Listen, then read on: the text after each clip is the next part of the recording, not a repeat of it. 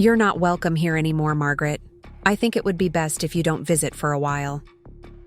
Those words from my daughter-in-law, Vanessa, still echo in my mind 6 months later as I stand at my kitchen window, staring at the framed photo of my granddaughter, Emma. Her 6th birthday was last week. I wasn't invited to the party. The silver photo frame feels heavy in my hands.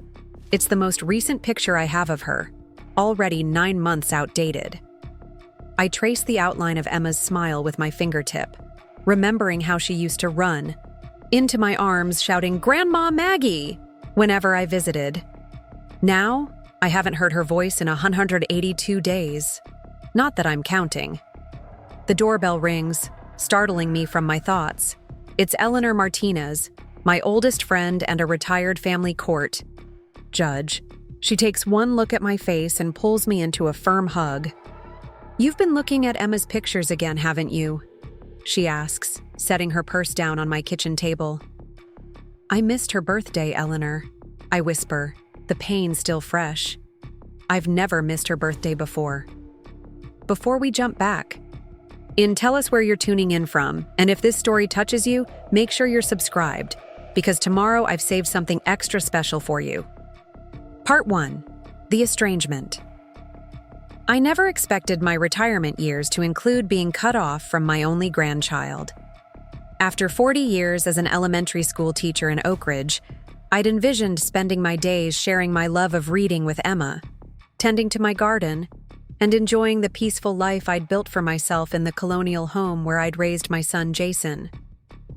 Jason met Vanessa at an architectural conference 6 years ago. He'd been a widower for 3 years by then, raising Emma alone after his first wife died from complications during childbirth. Vanessa swept into their lives like a whirlwind, ambitious, polished, and determined. Within 8 months, they were married in a lavish ceremony that seemed to reflect Vanessa's tastes more than my son's normally understated preferences. At first, things were cordial between us.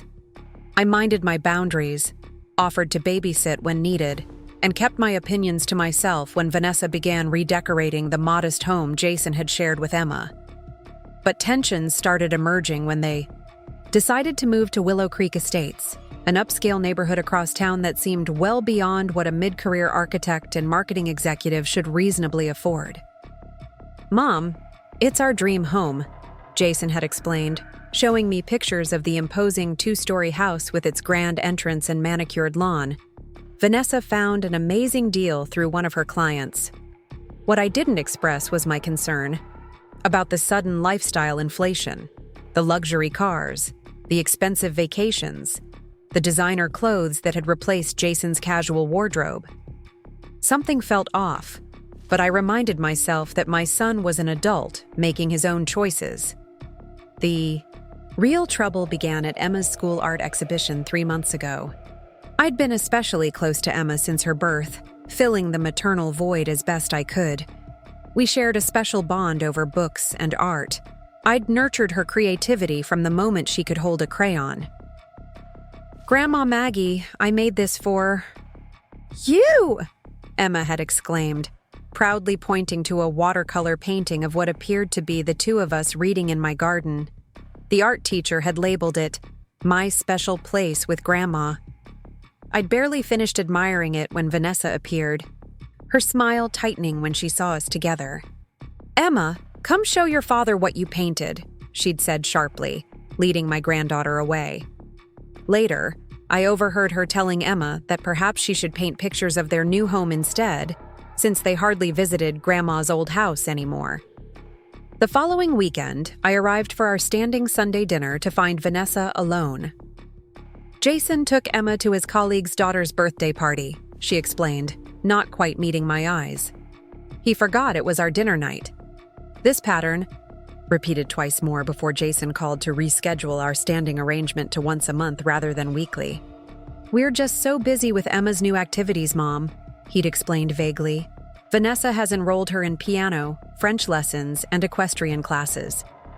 I swallowed my hurt and agreed, despite knowing that Emma had previously expressed no interest in horses or French.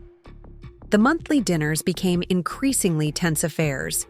with Vanessa dominating the conversation with stories about their social engagements with influential families from Willow Creek Estates. I noticed Emma growing quieter, her spontaneous hugs less frequent as she looked to Vanessa before showing me any affection. Then came the incident that led to my banishment. I'd arrived for our monthly dinner with a children's book I'd saved from my teaching days. A first edition of The Secret Garden I thought Emma would treasure. I found her alone in the vast living room while Jason and Vanessa argued in hushed tones in the kitchen. "Grandma, are you sad that we don't visit your house anymore?" Emma asked suddenly, her small face serious. "I miss your cookies and the reading nook." "I miss you too, sweetheart," I admitted, my heart aching. "But Mom and Dad are busy building a wonderful life for you here." Emma frowned. "Mommy says your house is too small and old-fashioned now. She says we need to focus on making connections with important people, not spending time in old places." The words stung, but before I could respond, Vanessa entered, her face flushing when she saw us huddled together. "Emma, go wash up for dinner," she directed.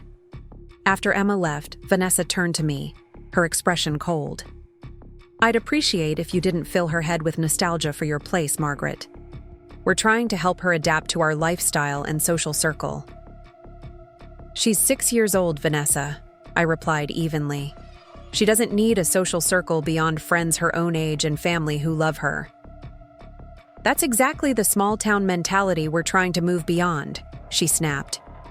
"Jason and I have plans for Emma's future that require certain connections and opportunities."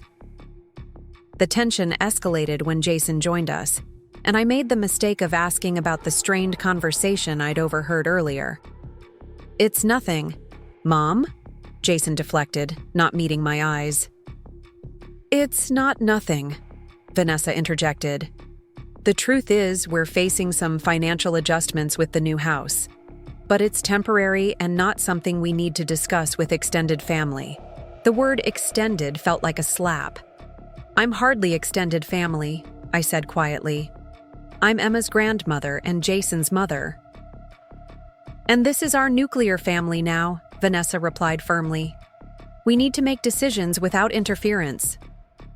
"I'm not interfering," I protested. "I'm concerned. This house, the new activities, the sudden emphasis on connections, it doesn't sound like Jason or what you both wanted for Emma." "You don't get to define what we want," Vanessa's voice rose. "Just because you've lived in the same modest house for decades doesn't mean we have to limit ourselves. Some people aspire to more than a teacher's pension and a garden."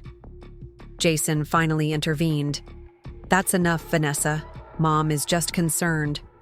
"Well, her concern is undermining our parenting and our choices," Vanessa retorted. The argument escalated until Vanessa uttered those fateful words. "You're not welcome here anymore, Margaret. I think it would be best if you don't visit for a while." Jason, to my shock and heartbreak, didn't contradict her. He merely looked uncomfortable, then mumbled something about taking a break until things cool down. I left in tears, the unopened copy of The Secret Garden still in my tote bag. That was 6 months ago. Since then, my calls have gone to voicemail. My texts receive brief, non-committal responses, and my requests to see Emma are met with excuses about her busy schedule. So that brings us to today, I tell Eleanor, who has listened patiently to my rehearsal of events. Emma's birthday has come and gone, and I wasn't even allowed to drop off a present. Eleanor, who has known me since we were in college together, studies me with the same penetrating gaze that once made witnesses squirm in her courtroom. Something doesn't add up here, Margaret. The sudden lifestyle change, the financial strain Vanessa mentioned, the isolation tactics. I've seen this pattern before in my courtroom. "What do you mean?" I ask, warming my hands around my coffee mug. "I mean," Eleanor says carefully, "that sometimes when people suddenly cut off family members, especially ones who are observant and caring like you, it's because they have something to hide." I shake my head. Jason wouldn't hide things from me. Maybe not willingly, Eleanor counters. But people under influence or stress make choices they wouldn't otherwise make. She hesitates, then asks, "What do you know about how they afforded that house in Willow Creek? Those properties start at 7 figures, Margaret. The question has nagged at me too. Jason does well as an architect, but not that well. And Vanessa, while successful in marketing, had only recently been promoted to an executive position." "They mentioned a special deal through one of Vanessa's clients," I reply. "But I never got details." Eleanor's expression grows thoughtful. "Would you be opposed to looking into this a bit more deeply?" Preparing and narrating this story took us a lot of time, so if you are enjoying it, subscribe to our channel. It means a lot to us. Now back to the story. Not to interfere, but to understand what might really be happening. I still have connections in the county records office, and my former clerk, Michael Chen, now works as a private investigator. A part of me wants to refuse, to respect Jason's autonomy and hope that time will heal whatever rift has formed. But another part, the part that wakes up at night worried about the growing distance in Emma's eyes, wants answers. "What exactly would this involve?" I ask cautiously. "Just information gathering at first," Eleanor assures me. "Property records are public. Financial situations leave paper trails. Michael is discreet and ethical. He won't do anything invasive or illegal." I think of Emma's voice on my last birthday, calling quickly when Vanessa was in the shower, whispering, "I miss you, Grandma Maggie," before hanging up abruptly. I think of Jason's increasingly evasive behavior, so unlike the open-hearted boy. I raised, "All right," I decide, straightening my shoulders. "Let's find out what's really going on at Willow Creek Estates." Eleanor nods approvingly. "I'll call Michael today. And Margaret, pack away those tissues. Something tells me you're going to need your teacher voice before this is over." For the first time in months, I feel a flicker of hope beneath my grief. Not just hope to see Emma again, but hope of understanding what transformed my family so dramatically.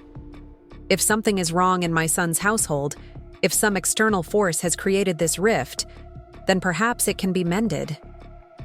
As Eleanor leaves with a promise to return tomorrow with more information, I find myself reaching for the photo of Emma again.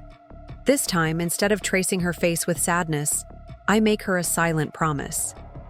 "Grandma's going to figure this out. Sweetheart, whatever's happening, I won't give up on you. I don't know yet how deeply I'll need to dig or what uncomfortable truths might surface. But for the first time in 6 months, I feel like I'm doing something other than waiting by the phone and wiping away tears. I'm taking action.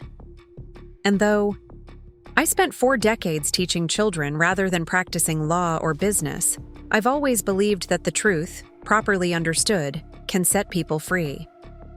Little did I know just how complicated and dangerous that truth would prove to be. Part 2. Uncovering discrepancies. True to her word, Eleanor arrives the next morning with Michael Chen, a meticulously dressed man whose observant eyes miss nothing as he takes in my living room. He politely declines coffee but accepts water as we gather around my dining table. "Mrs. Wilson, Judge Martinez has briefed me on the situation," he begins, his voice professionally neutral. "I want to be clear about what we're doing here. We're gathering information to understand your son's circumstances better, not to interfere or manipulate." "I appreciate that," I respond. "I just want to know if my family is in some kind of trouble." Michael nods. "Let's start with what you know about the property in Willow Creek Estates." I share the little information I have, the address, the approximate time they purchased it 8 months ago, and Jason's vague comment about Vanessa finding a deal through a client. Michael makes notes in a sleek digital tablet. "And your son's financial situation before this purchase? Any inheritance, major career advancement, or other windfall you're aware of?" "None," I confirm. Jason has always lived comfortably but modestly. After his first wife died, he focused on providing stability for Emma rather than career advancement. The move to Willow Creek represented a significant lifestyle change. Eleanor interjects. Margaret was an exceptionally prudent financial planner. She put Jason through architecture school without loans and still managed to pay off her mortgage early on a teacher's salary. I flush slightly at the praise. I just believe in living within your means. Michael nods thoughtfully.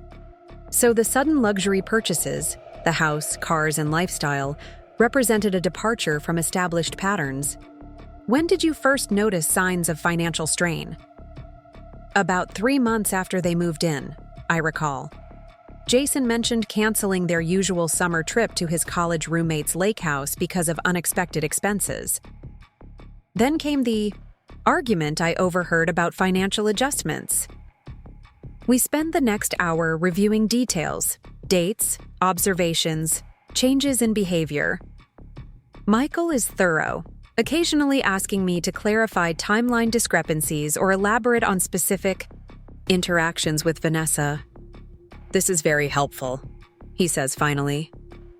With your permission, I'll begin by examining public records regarding the property purchase, then discreetly investigate the financing arrangements. I hesitate. Will Jason know we're looking into this? Not from my actions, Michael assures me. Property records are public, and I have methods to conduct financial research without alerting the subjects. After Michael leaves, Eleanor stays behind. Her expression is more serious than before. What is it? I ask, recognizing the look. From our decades of friendship. I made some preliminary calls yesterday, she admits. The Willow Creek property was previously owned by RW Holdings, a subsidiary of Meridian Investments. The names mean nothing to me. And that's significant. Because Meridian Investments has been under federal investigation for real estate fraud for the past 18 months, Eleanor explains. Nothing proven yet, but there are allegations of predatory lending practices and property value manipulation. A chill runs through me. You think Jason and Vanessa might be victims of fraud? Or, Eleanor says carefully, given Vanessa's comment about connections and her client providing the deal, they might be unwittingly involved in something questionable. The possibility sits heavy between us. I've spent my life believing in my son's integrity, but I also know that people can be manipulated, especially when desires align with opportunities that seem too good to refuse. Over the next week, Michael's investigation begins yielding results. We meet again at my house, this time with Eleanor's financial expert brother Howard joining us. The dining table is covered with documents and printouts. The purchase price for the Willow Creek property was $4 million, Michael begins. Based on my research, your son put down only $70,000, a surprisingly small down payment for a property of that value, Howard interjects. The mortgage terms are unusual, to say the least. The interest rate is significantly below market, and there's an unusual clause about property improvements increasing equity stakes. What does that mean in plain English? I ask. It means, Eleanor explains, that someone wanted them in that house badly enough to offer terms no conventional lender would approve. Michael pulls up another document on his tablet. I've identified the client, Vanessa mentioned. Roland Weber is a senior executive at Meridian Investments. His wife sits on the board of the private school where Emma now attends, and he appears to have been instrumental in arranging both the home purchase and Vanessa's recent promotion. Is that legal? I ask. It's in a gray area, Howard replies. Not necessarily illegal, but certainly ethically questionable, especially given the ongoing federal investigation. Michael then reveals the most troubling discovery. 3 weeks. Ago, your son filed paperwork attempting to secure a second mortgage against the property. It was denied. Why would he need more money so soon? I wonder aloud. Because, Michael says grimly, according to my sources, the first mortgage payment just adjusted upward significantly. What looked like an incredible deal had a hidden balloon clause that nearly doubled their monthly obligation after 6 months. The pieces start falling into place. The sudden financial strain, Vanessa's increasing desperation to connect with influential people, the isolation from family members who might ask uncomfortable questions. There's something else, Michael adds, hesitating. In researching the property records, I discovered something unexpected about the land underneath several Willow Creek estate properties, including your son's. He slides a document across the table, a property survey from 1967 showing tract divisions and ownership rights. My breath catches as I read the name on the original land grant. This can't be right, I whisper. I verified it 3 different ways, Michael confirms. The original 200-acre parcel that was later developed into Willow Creek Estates was purchased in 1967 by Thomas and Margaret Wilson, you and your late husband. The room falls silent as I struggle to process this information. But that's impossible. Tom and I never owned property there. Eleanor gently places her hand over mine. Margaret, remember that investment Tom made right after you got married? The one his uncle recommended?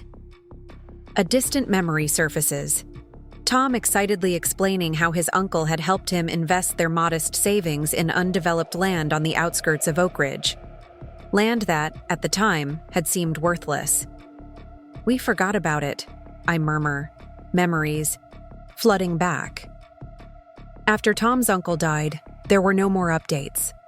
Tom assumed the investment had failed, and we were so busy with Jason and building our lives. You never sold it, Howard confirms, examining the documents. When the developers created Willow Creek Estates in the early 2000s, they should have traced ownership and purchased the rights from you. Instead, it appears they acquired permission from someone falsely claiming authority over the parcel. Which means, Eleanor says slowly, that you may actually own the land underneath a significant portion of Willow Creek Estates, including the house where Jason, Vanessa, and Emma live. The revelation leaves me speechless. For decades, I've lived modestly as a school teacher, carefully budgeting my pension, while unknowingly holding title to land now worth millions. There's one more thing, Michael adds gravely. Based on financial records I've obtained, Meridian Investments appears to be preparing to foreclose on several Willow Creek properties, including your son's, despite the federal investigation. They're moving assets quickly, possibly attempting to extract value before potential legal consequences. They can't foreclose on property built on land they don't legitimately own, Howard points out. Which means, Eleanor concludes, that Margaret may be the only person who can protect her son from imminent financial disaster. I sit back in my chair, overwhelmed by the implications. The property that has been used to separate me from my family may actually belong to me. The people who orchestrated my exclusion may be the same ones placing my son and granddaughter at risk. What do we do now? I ask, my teacher's pragmatism reasserting itself. Eleanor's eyes gleam with the strategic brilliance that made her a formidable judge. Now, Margaret, we prepare for a reckoning, but we need to move carefully, not just to protect your land rights, but to extricate Jason and Emma from what appears to be a deliberately orchestrated trap. As our impromptu team begins mapping out next steps, I find myself thinking of Emma's art project, my special place with Grandma. Perhaps soon, we'll create new memories in a garden unburdened by secrets and manipulation. But first, we have truths to uncover and rights to reclaim. And Vanessa needs to learn exactly whose house she's been living in. Part 3. Strategic Planning. The key is timing, Eleanor emphasizes as our planning session extends into the evening.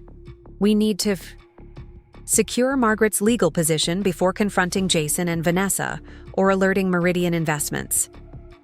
We've moved from my dining room to Eleanor's home office, a wood-paneled sanctuary filled with law books and the subtle scent of lemon polish. Grace Sullivan, a sharp-eyed attorney specializing in family law, has joined our growing team.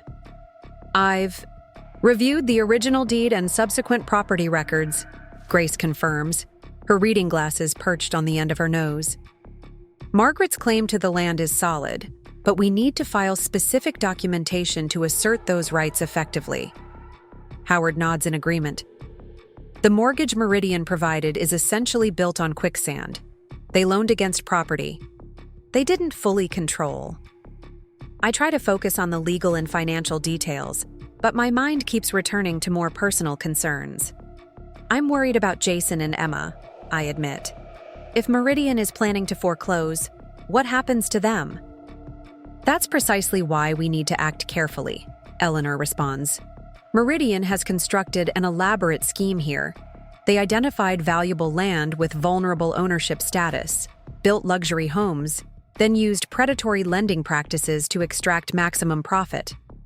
Michael, who has been quietly reviewing documents in the corner, adds, "Based on my research, they specifically target dual-income professionals with social aspirations, people like Jason and Vanessa who want the prestige but might be stretching financially to achieve it." And Vanessa's connection with Roland Vibber? I ask, still struggling to understand my daughter-in-law's role. Complicated, Michael acknowledges. She appears to have been cultivated as an access point. Her marketing position gives her connections to potential buyers, and her ambition made her receptive to the opportunities Weber dangled. Is she a victim or an accomplice? I wonder aloud. Grace's expression turns sympathetic. Often in these situations, it's a bit of both. People start with innocent intentions, then get progressively entangled until they're compromised. This gives me pause. Despite my hurt over Vanessa's treatment, I try to imagine her perspective, the pressure of maintaining appearances, the panic when financial realities began to surface, perhaps even threats or manipulation from Weber and his associates. Our primary goals are clear, Eleanor states, bringing us back to practical matters. First, establish Margaret's legal claim to the land. Second, protect Jason, Vanessa, and Emma from foreclosure. Third, gather sufficient evidence of Meridian's fraudulent practices to ensure they can't retaliate. Over cups of tea that have long gone cold, we develop a methodical approach. Grace will file the necessary paperwork to assert my ownership claims, carefully structured to avoid immediate public notice. Howard will analyze the financial implications and prepare documentation of the predatory lending patterns. Michael will continue gathering evidence on Meridian's operations, focusing on their connections to other Willow Creek homeowners. What about Jason and Vanessa? I ask. When do we tell them? Eleanor and Grace exchange glances. We need to secure your legal position first, Grace advises. Once the paperwork is filed and we have evidence of Meridian's intentions to foreclose, we'll have leverage to approach them. I'm concerned about how Vanessa will react, I admit. She's already cut me off from Emma.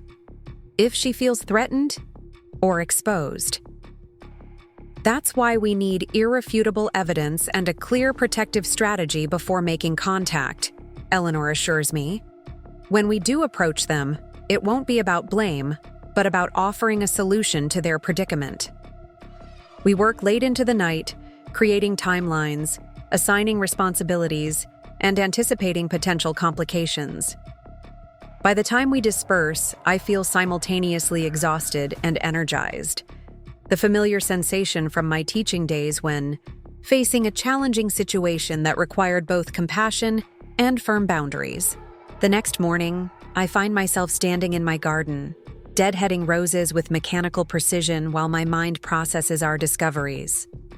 The property that has been used as a wedge between me and my family actually belongs to me. A plot. Twist so unexpected it would seem contrived in a novel. My phone rings, startling me from my thoughts. It's Jason, calling for the first time in weeks. Mom. His voice sounds strained. I just wanted to check in. It's been a while. I steady myself against a surge of emotions. Love, hurt, concern, hope. It's good to hear your voice, Jason. How are you? How's Emma? We're managing, he says vaguely. Emma's busy with school and activities. Vanessa has her enrolled. In this exclusive summer program at the Alpine Academy, I recognized the name, an expensive private program I'd researched for gifted students during my teaching years. That sounds wonderful. Emma's always been bright. An awkward pause follows. Listen, Mom, about the past few months. It's been complicated. Vanessa and I have been under a lot of pressure with the new house and everything.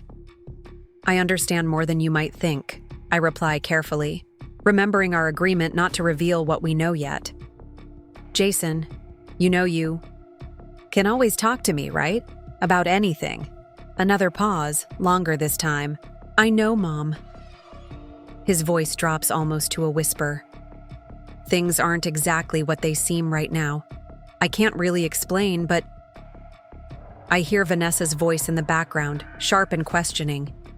Jason's tone immediately changes.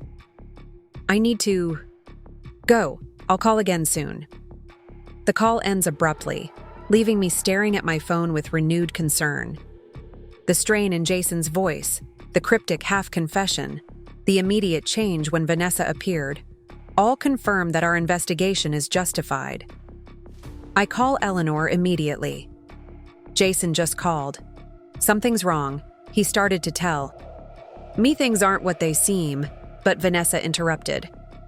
This changes our timeline, Eleanor decides. If he's reaching out and hinting at problems, the situation may be deteriorating faster than we realized. Let me call Grace and Michael.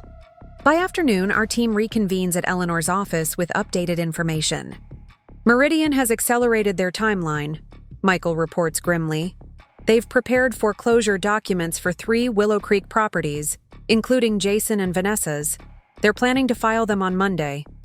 That's only 4 days away. I gasp. Grace has expedited our legal filings, Eleanor assures me.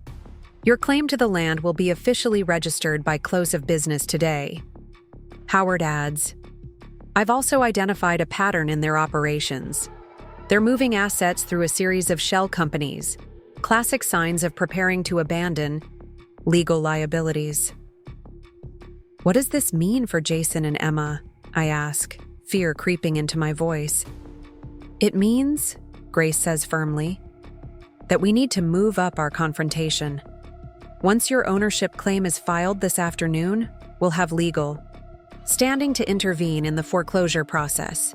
Eleanor squeezes my hand reassuringly. It also means, Margaret, that you'll need to be prepared to face Vanessa sooner than we planned. I straighten my shoulders, my resolve hardening. I've spent 6 months being kept from my granddaughter. I've had enough of waiting. Then let's finalize our approach, Eleanor says. Tomorrow we present Jason and Vanessa with both the problem and our solution. As our team refines the strategy for tomorrow's confrontation, I find myself thinking of a lesson I taught countless times during my teaching career, that sometimes the kindest thing you can do for someone is to help them face difficult truths. Tomorrow, I would be offering my family something far more valuable than the land beneath their house. I would be offering them the truth that could set them free from whatever web Meridian had woven around them. Whether Vanessa would accept, that truth, and me, remained to be seen. Part 4. Confrontation and Revelation. The next morning dawns clear and bright, belying the emotional storm I anticipate. I dress carefully in a navy blue dress that Emma once told me made me look like a queen teacher, and drive to Eleanor's home where our team has gathered for final preparations. Grace filed the ownership claim yesterday, Eleanor confirms. It's now officially on record that you hold title to the original land parcel. Michael has prepared documentation of the foreclosure plans, and Howard has analyzed the predatory terms of their mortgage. Are we ready? I ask, trying to keep my voice steady. As ready as possible, Eleanor assures me. Remember, our goal is to protect Jason and Emma, not to punish Vanessa, regardless of her role in this situation. We've decided that Eleanor, Michael, and I will make the initial approach, with Grace and Howard available by phone if legal or financial questions arise. As we drive toward Willow Creek Estates, I rehearse what I want to say, knowing that Emotions may render my carefully planned words inadequate. The neighborhood is as imposing as I remembered. Vast homes set back from perfectly manicured lawns, luxury vehicles in circular driveways. We park in front of Jason and Vanessa's house, its stone facade and grand entrance designed to convey success and permanence. "Ready?" Eleanor asks as Michael gathers his documentation. I nod, unable to speak past the lump in my throat. 6 months since I've been allowed in this house. 6 months since I've held my granddaughter. Jason answers the door, his surprise evident. "Mom, Judge Martinez, what's going on?" "We need to speak with you and Vanessa," I say simply. "It's important." His expression cycles through confusion, wariness, and resignation before he steps back to let us enter. "Vanessa's in. Her home office. Let me get her." As Jason disappears up the grand staircase, I take in the living room. It's less pristine than I expected. Subtle signs of financial strain visible in the unrepaired chip in the marble coffee table, the slightly worn upholstery of what had been brand new furniture last year. Vanessa descends the stairs with Jason, her expression hardening when she sees me. "Margaret, this is unexpected. We didn't discuss visitation." The cold formality stings, but I maintain my composure. "This isn't about visitation, Vanessa. This is about your home and your future." "I don't understand," Jason interjects, looking between us. "Mom, what's going on? And why is Judge Martinez here?" Eleanor steps forward. "Perhaps we should all sit down. Mr. Chen has information that directly affects your family's welfare." Something in her authoritative tone compels compliance. We move to the formal sitting area, an uncomfortable silence settling over us as Michael organizes his documents on the coffee table. "First," I begin, choosing my words carefully, "I want you both to know that everything we're about to share comes from a place of concern. Whatever has happened, whatever choices have been made, my priority is protecting this family, including you, Vanessa." Vanessa's expression remains guarded, but Jason leans forward, a flicker of the sun I raised showing through his anxious facade. Michael takes over, his professional demeanor calming the charged atmosphere. "Mr. and Mrs. Wilson, are you familiar with a company called Meridian Investments or an executive named Roland Weber?" Vanessa visibly stiffens. "Roland is a client and mentor. What about him?" "And are you aware that Meridian Investments is currently under federal investigation for real estate fraud and predatory lending practices?" Michael continues, placing a newspaper article on the table. "That's ridiculous," Vanessa scoffs, but I notice she doesn't reach for the article. "Roland has been nothing but helpful to us." Jason remains silent, his expression troubled. I recognize his tell, the slight furrow between his brows that appears when he's connecting uncomfortable dots. "Mrs. Wilson," Michael addresses Vanessa directly, "Meridian Investments has prepared foreclosure documents for your home. They plan to file them on Monday." "That's impossible," Vanessa insists, but her voice lacks conviction. "Our payment arrangements are flexible." "The flexibility was an illusion," Michael explains, laying out financial documents. "Your mortgage contained a balloon clause that activated 3 months ago, nearly doubling your monthly obligation. The denial of your second mortgage application last month triggered an acceleration clause." Jason's face pales. "Vanessa, is this true? Is that why you've been so concerned about maintaining connections with Roland's circle?" Vanessa's composure cracks slightly. "You don't understand the pressure I've been under. Roland made it clear that our position here, Emma's place at Alpine Academy, my promotion, it all depends on staying in his good graces. When the payments increased, he said he'd handle it if we continued bringing potential clients into the Willow Creek community." "You never told me it was that transactional," Jason says quietly. "You said he was mentoring you." "He was. He is," Vanessa insists.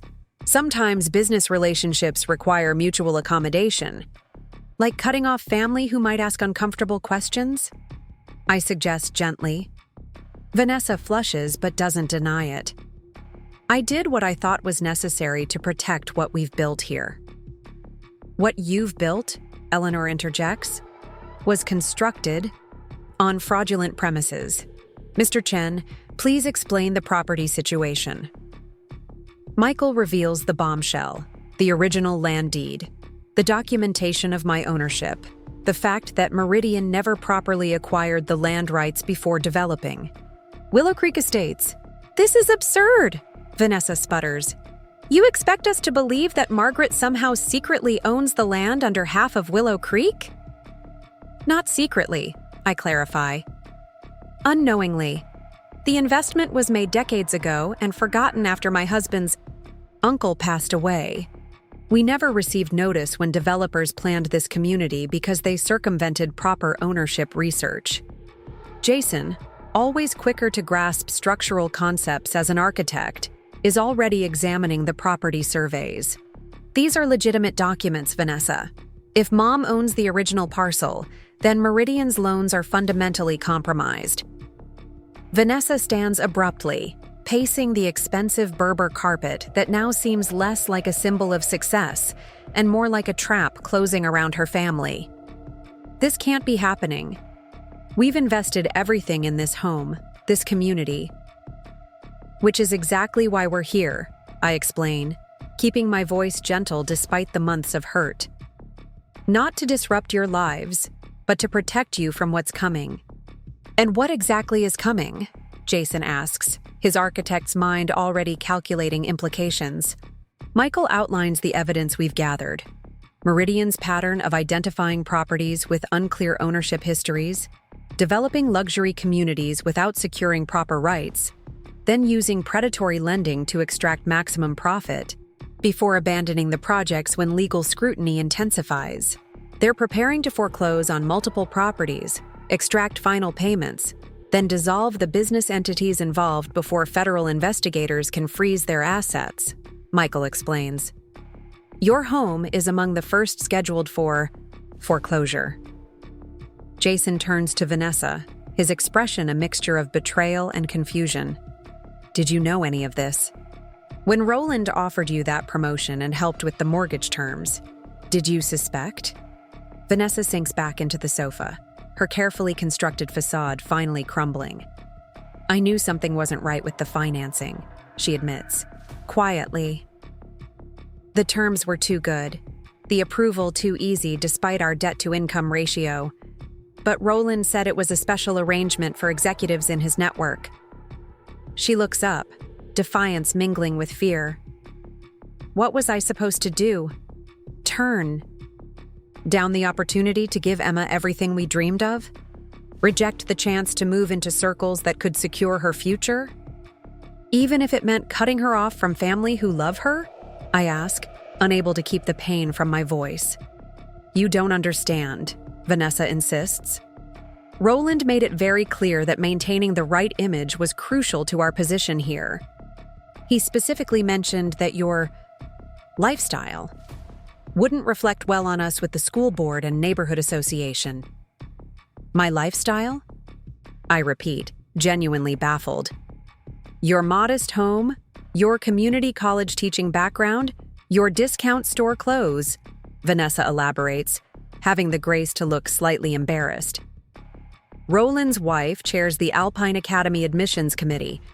When she saw you at the art exhibition in your department store dress, she commented that Emma's connections might need evaluation. The casual cruelty of such superficial judgment momentarily steals my breath. I think of my garden dirt fingernails and practical shoes, my recycled gift bags and handmade birthday cards, all apparently symbols of inadequacy in Vanessa's new world. So you decided Emma shouldn't see her grandmother because I shop at Target? I ask, trying to keep the hurt from my voice. Jason looks stricken. I never agreed with that, Mom. I just thought maybe some space while we settled into, the new community.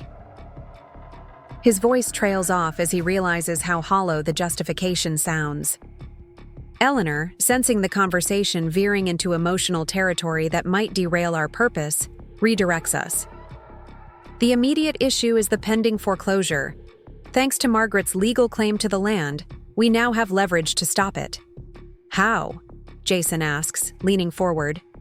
As the legitimate owner of the land beneath your home, Margaret can legally challenge any foreclosure action, Grace explains. Additionally, she can file claims against Meridian for developing her property without permission.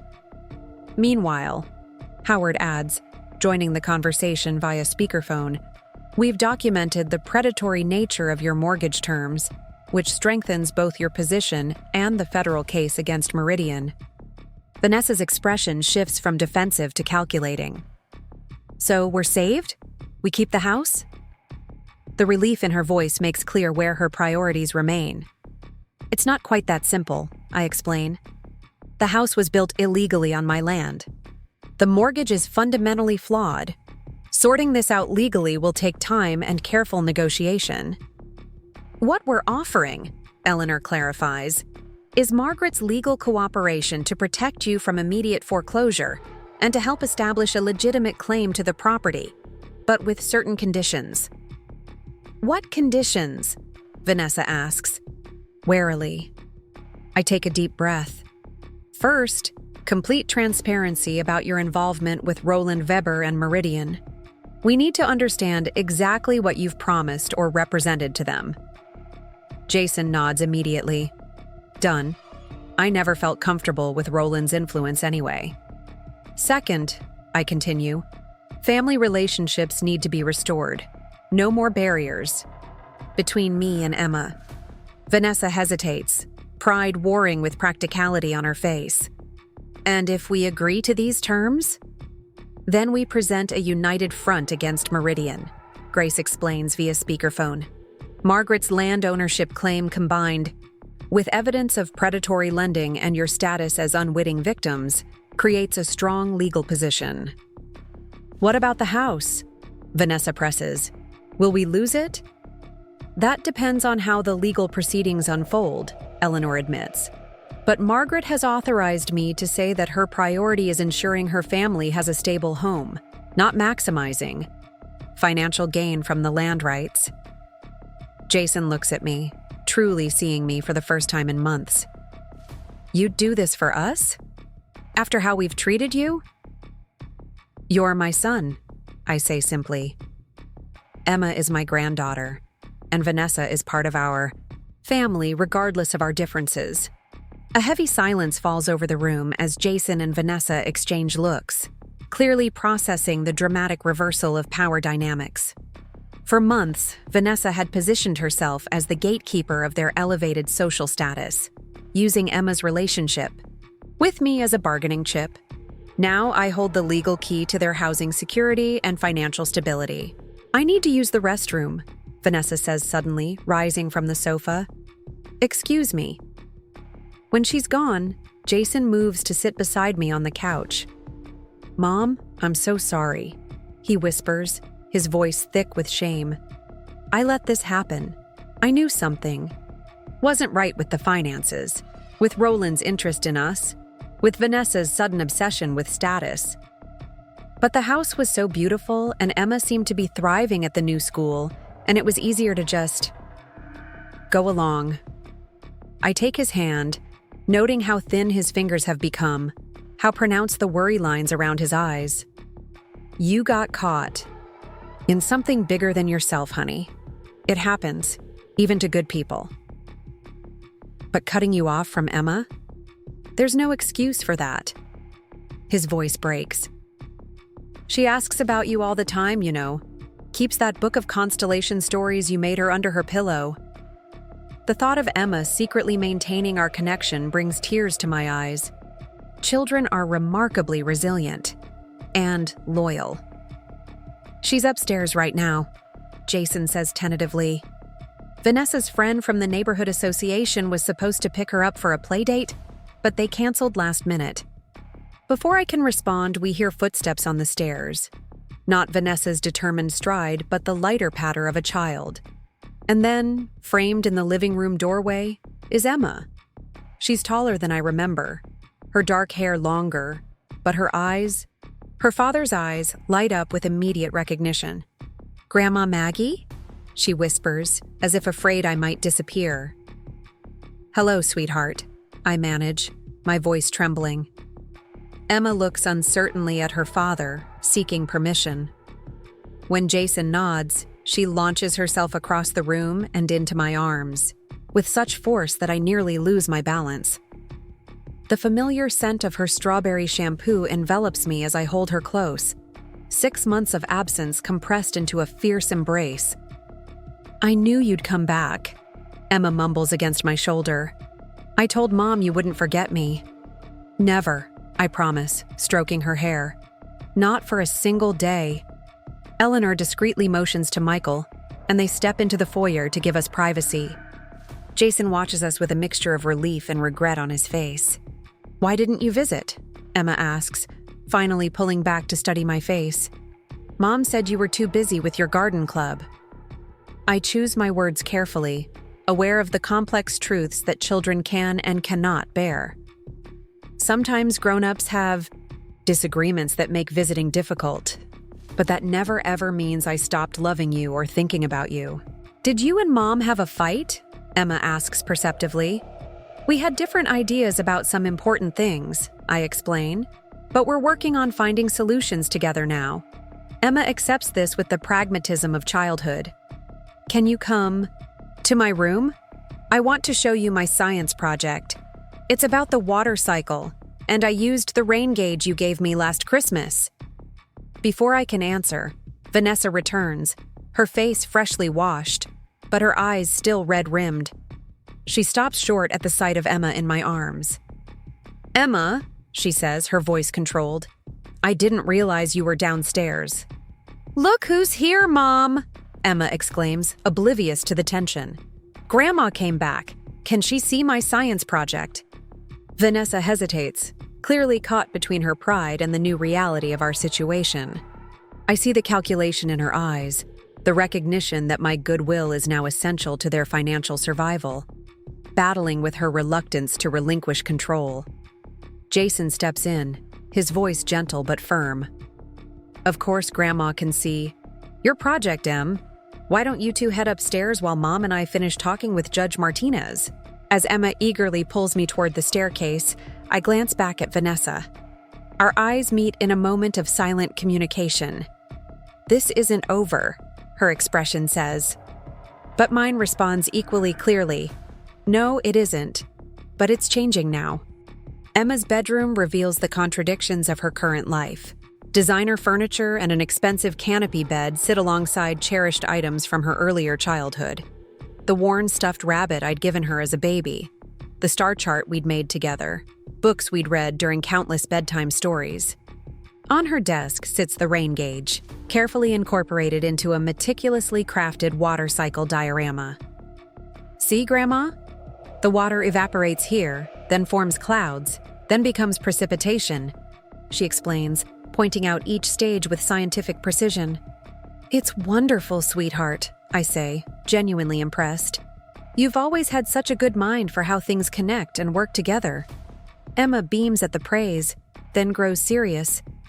"Are you going to visit more now? Mom said we were too busy with my new activities, but I don't like horseback riding anyway. The horse smells funny, and the instructor yells." The simple honesty of childhood cuts through pretense. "I hope to see you much more often," I tell her. "In fact, I think things might be changing so we can spend more time together."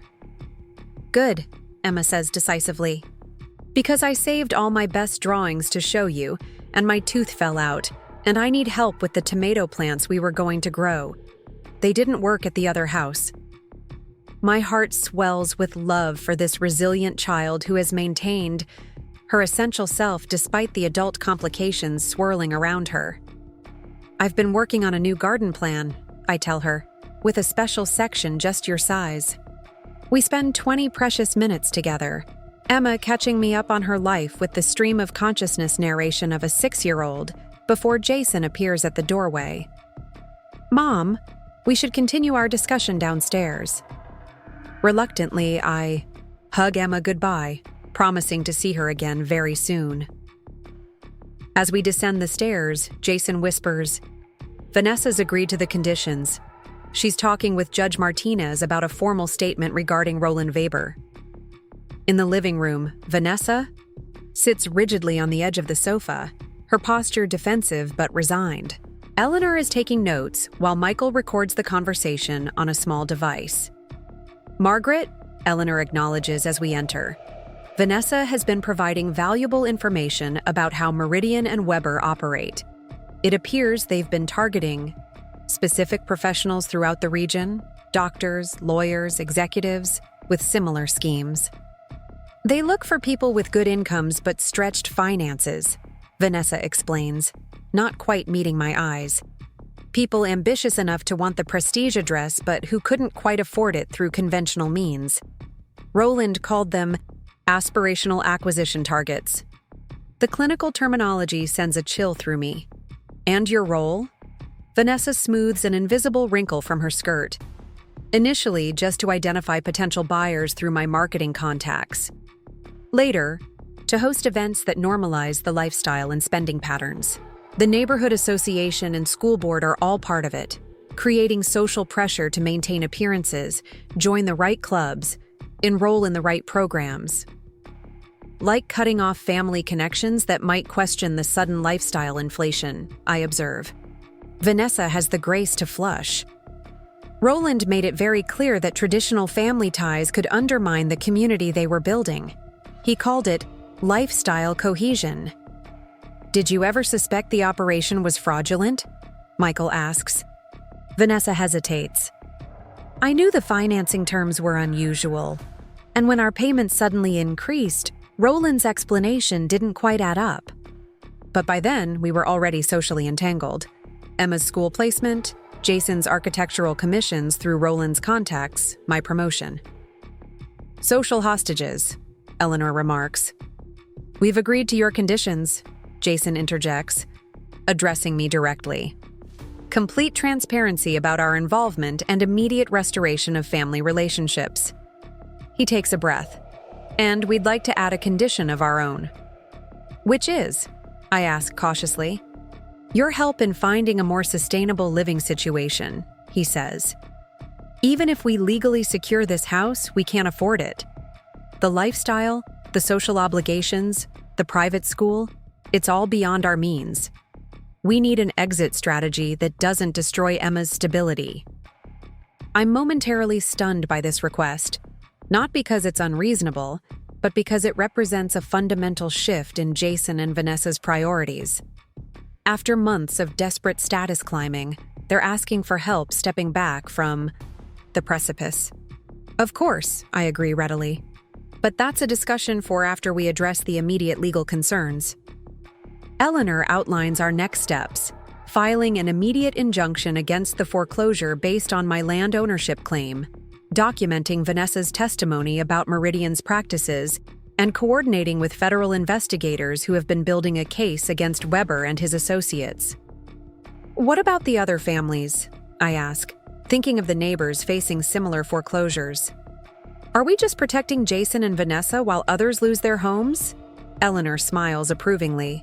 "I've already contacted the U.S. Attorney's office. Your case provides the leverage they need to freeze all Meridian actions in Willow Creek Estates while the investigation proceeds. Your willingness to come forward may help dozens of families. Are you going to visit more now? Mom said we were too busy with my new activities, but I don't like horseback riding anyway. The horse smells funny, and the instructor yells." The simple honesty of childhood cuts through pretense. "I hope to see you much more often," I tell her. "In fact, I think things might be changing so we can spend more time together." "Good," Emma says decisively, "because I saved all my best drawings to show you, and my tooth fell out, and I need help with the tomato plants we were going to grow. They didn't work at the other house." My heart swells with love for this resilient child who has maintained her essential self despite the adult complications swirling around her. "I've been working on a new garden plan," I tell her. with a special section just your size. We spend 20 precious minutes together, Emma catching me up on her life with the stream of consciousness narration of a 6-year-old before Jason appears at the doorway. Mom, we should continue our discussion downstairs. Reluctantly, I hug Emma goodbye, promising to see her again very soon. As we descend the stairs, Jason whispers, Vanessa's agreed to the conditions. She's talking with Judge Martinez about a formal statement regarding Roland Weber. In the living room, Vanessa sits rigidly on the edge of the sofa, her posture defensive but resigned. Eleanor is taking notes while Michael records the conversation on a small device. Margaret, Eleanor acknowledges as we enter. Vanessa has been providing valuable information about how Meridian and Weber operate. It appears they've been targeting specific professionals throughout the region, doctors, lawyers, executives, with similar schemes. They look for people with good incomes but stretched finances, Vanessa explains, not quite meeting my eyes. People ambitious enough to want the prestige address but who couldn't quite afford it through conventional means. Roland called them aspirational acquisition targets. The clinical terminology sends a chill through me. And your role? Vanessa smooths an invisible wrinkle from her skirt. Initially, just to identify potential buyers through my marketing contacts. Later, to host events that normalize the lifestyle and spending patterns. The neighborhood association and school board are all part of it, creating social pressure to maintain appearances, join the right clubs, enroll in the right programs. Like cutting off family connections that might question the sudden lifestyle inflation, I observe. Vanessa has the grace to flush. Roland made it very clear that traditional family ties could undermine the community they were building. He called it lifestyle cohesion. Did you ever suspect the operation was fraudulent? Michael asks. Vanessa hesitates. I knew the financing terms were unusual. And when our payments suddenly increased, Roland's explanation didn't quite add up. But by then, we were already socially entangled. Emma's school placement, Jason's architectural commissions through Roland's contacts, my promotion. Social hostages, Eleanor remarks. We've agreed to your conditions, Jason interjects, addressing me directly. Complete transparency about our involvement and immediate restoration of family relationships. He takes a breath. And we'd like to add a condition of our own. Which is? I ask cautiously. Your help in finding a more sustainable living situation, he says. Even if we legally secure this house, we can't afford it. The lifestyle, the social obligations, the private school, it's all beyond our means. We need an exit strategy that doesn't destroy Emma's stability. I'm momentarily stunned by this request, not because it's unreasonable, but because it represents a fundamental shift in Jason and Vanessa's priorities. After months of desperate status climbing, they're asking for help stepping back from the precipice. Of course, I agree readily, but that's a discussion for after we address the immediate legal concerns.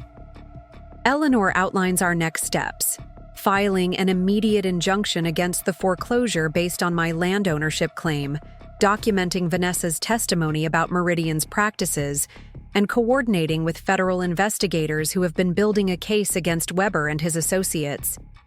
What about the other families? I ask, thinking of the neighbors facing similar foreclosures. Are we just protecting Jason and Vanessa while others lose their homes? Eleanor smiles approvingly. I've already contacted the U.S. Attorney's office. Your case provides the leverage they need to freeze all Meridian actions in Willow Creek Estates while the investigation proceeds. Your willingness to come forward may help dozens of families. As our meeting concludes, arrangements are made for formal statements the following day. Michael will return with additional documentation for Jason and Vanessa to review. Grace will file our injunction with the court first thing in the morning. When we prepare to leave, Vanessa approaches me awkwardly. I'll have Emma ready for a visit this weekend, she says, her voice carefully neutral. If that works for you. It's not an apology, That may come later, if at all, but it's an acknowledgement of the new reality. I accept it with equal pragmatism. Saturday morning would be perfect. I thought we might do some gardening if she's interested. Jason walks me to the door, lingering on the threshold. Mom, I don't know how to thank you. After how we've treated you. You're my family, I say simply. That hasn't changed, even when the circumstances did. He hugs me tightly, whispering, I'm so sorry, before pulling away, eyes damp. As Eleanor, Michael, and I walk to the car, I feel oddly weightless, as if months of grief have been partially lifted. The situation remains complicated, the relationships damaged but not beyond repair, the legal battles just beginning. But Emma is back in my life, and hope has replaced despair. You handled that beautifully, Eleanor comments as we drive away from Willow Creek Estates, especially with Vanessa. I didn't come to punish her, I explain. Whatever her role. In this situation, she's Emma's mother and Jason's wife. Our futures are connected. Michael nods approvingly from the back seat. The land ownership gives you significant leverage, but you wielded it with remarkable restraint. 40 years of teaching middle schoolers teaches you that power only works when used judiciously, I reply with a small smile. And that people behave worst when they're frightened or insecure. Eleanor laughs. Margaret Wilson, secret relationship philosopher. As we return to my modest home, the home that anchored my family for decades before Willow Creek Estates existed, I find myself reflecting on the irony of our situation. The very property that Vanessa considered embarrassingly middle class has turned out to be the foundation of significant wealth and leverage. The family connections she tried to sever have become their financial salvation. But beneath these satisfying ironies lies a more important truth. Families are complex ecosystems, vulnerable to outside pressures and internal fractures, yet remarkably resilient when nurtured with patience and care. The road ahead would hold challenges, legal complications, relationship rebuilding, trust slowly mended. But we had taken the crucial first step back toward wholeness. As I prepare for bed that night, my phone buzzes with a text message from Jason. Emma wanted to say goodnight. She can't wait for Saturday. Attached is a photo of Emma in pajamas, grinning widely and holding up the constellation book I'd made. Her. The page open to Cassiopeia, our favorite story. I fall asleep with the phone beside my pillow, the first peaceful rest I've had in 6 months. Part 5. Resolution and Reconciliation. The legal proceedings unfold with surprising swiftness. Over the next 2 weeks, my ownership claim to the land creates the leverage Eleanor had anticipated, immediately halting Meridian's foreclosure plans, not just for Jason and Vanessa's home, but for all properties in Willow Creek Estates. Roland Weber is arrested on multiple fraud charges 3 days after our confrontation, his carefully constructed empire crumbling as associates rushed to cooperate with federal investigators. The elegant Mrs. Weber, who had deemed my department store dress unsuitable for Emma's school events, is photographed by local media being escorted from their mansion as federal agents execute a search warrant.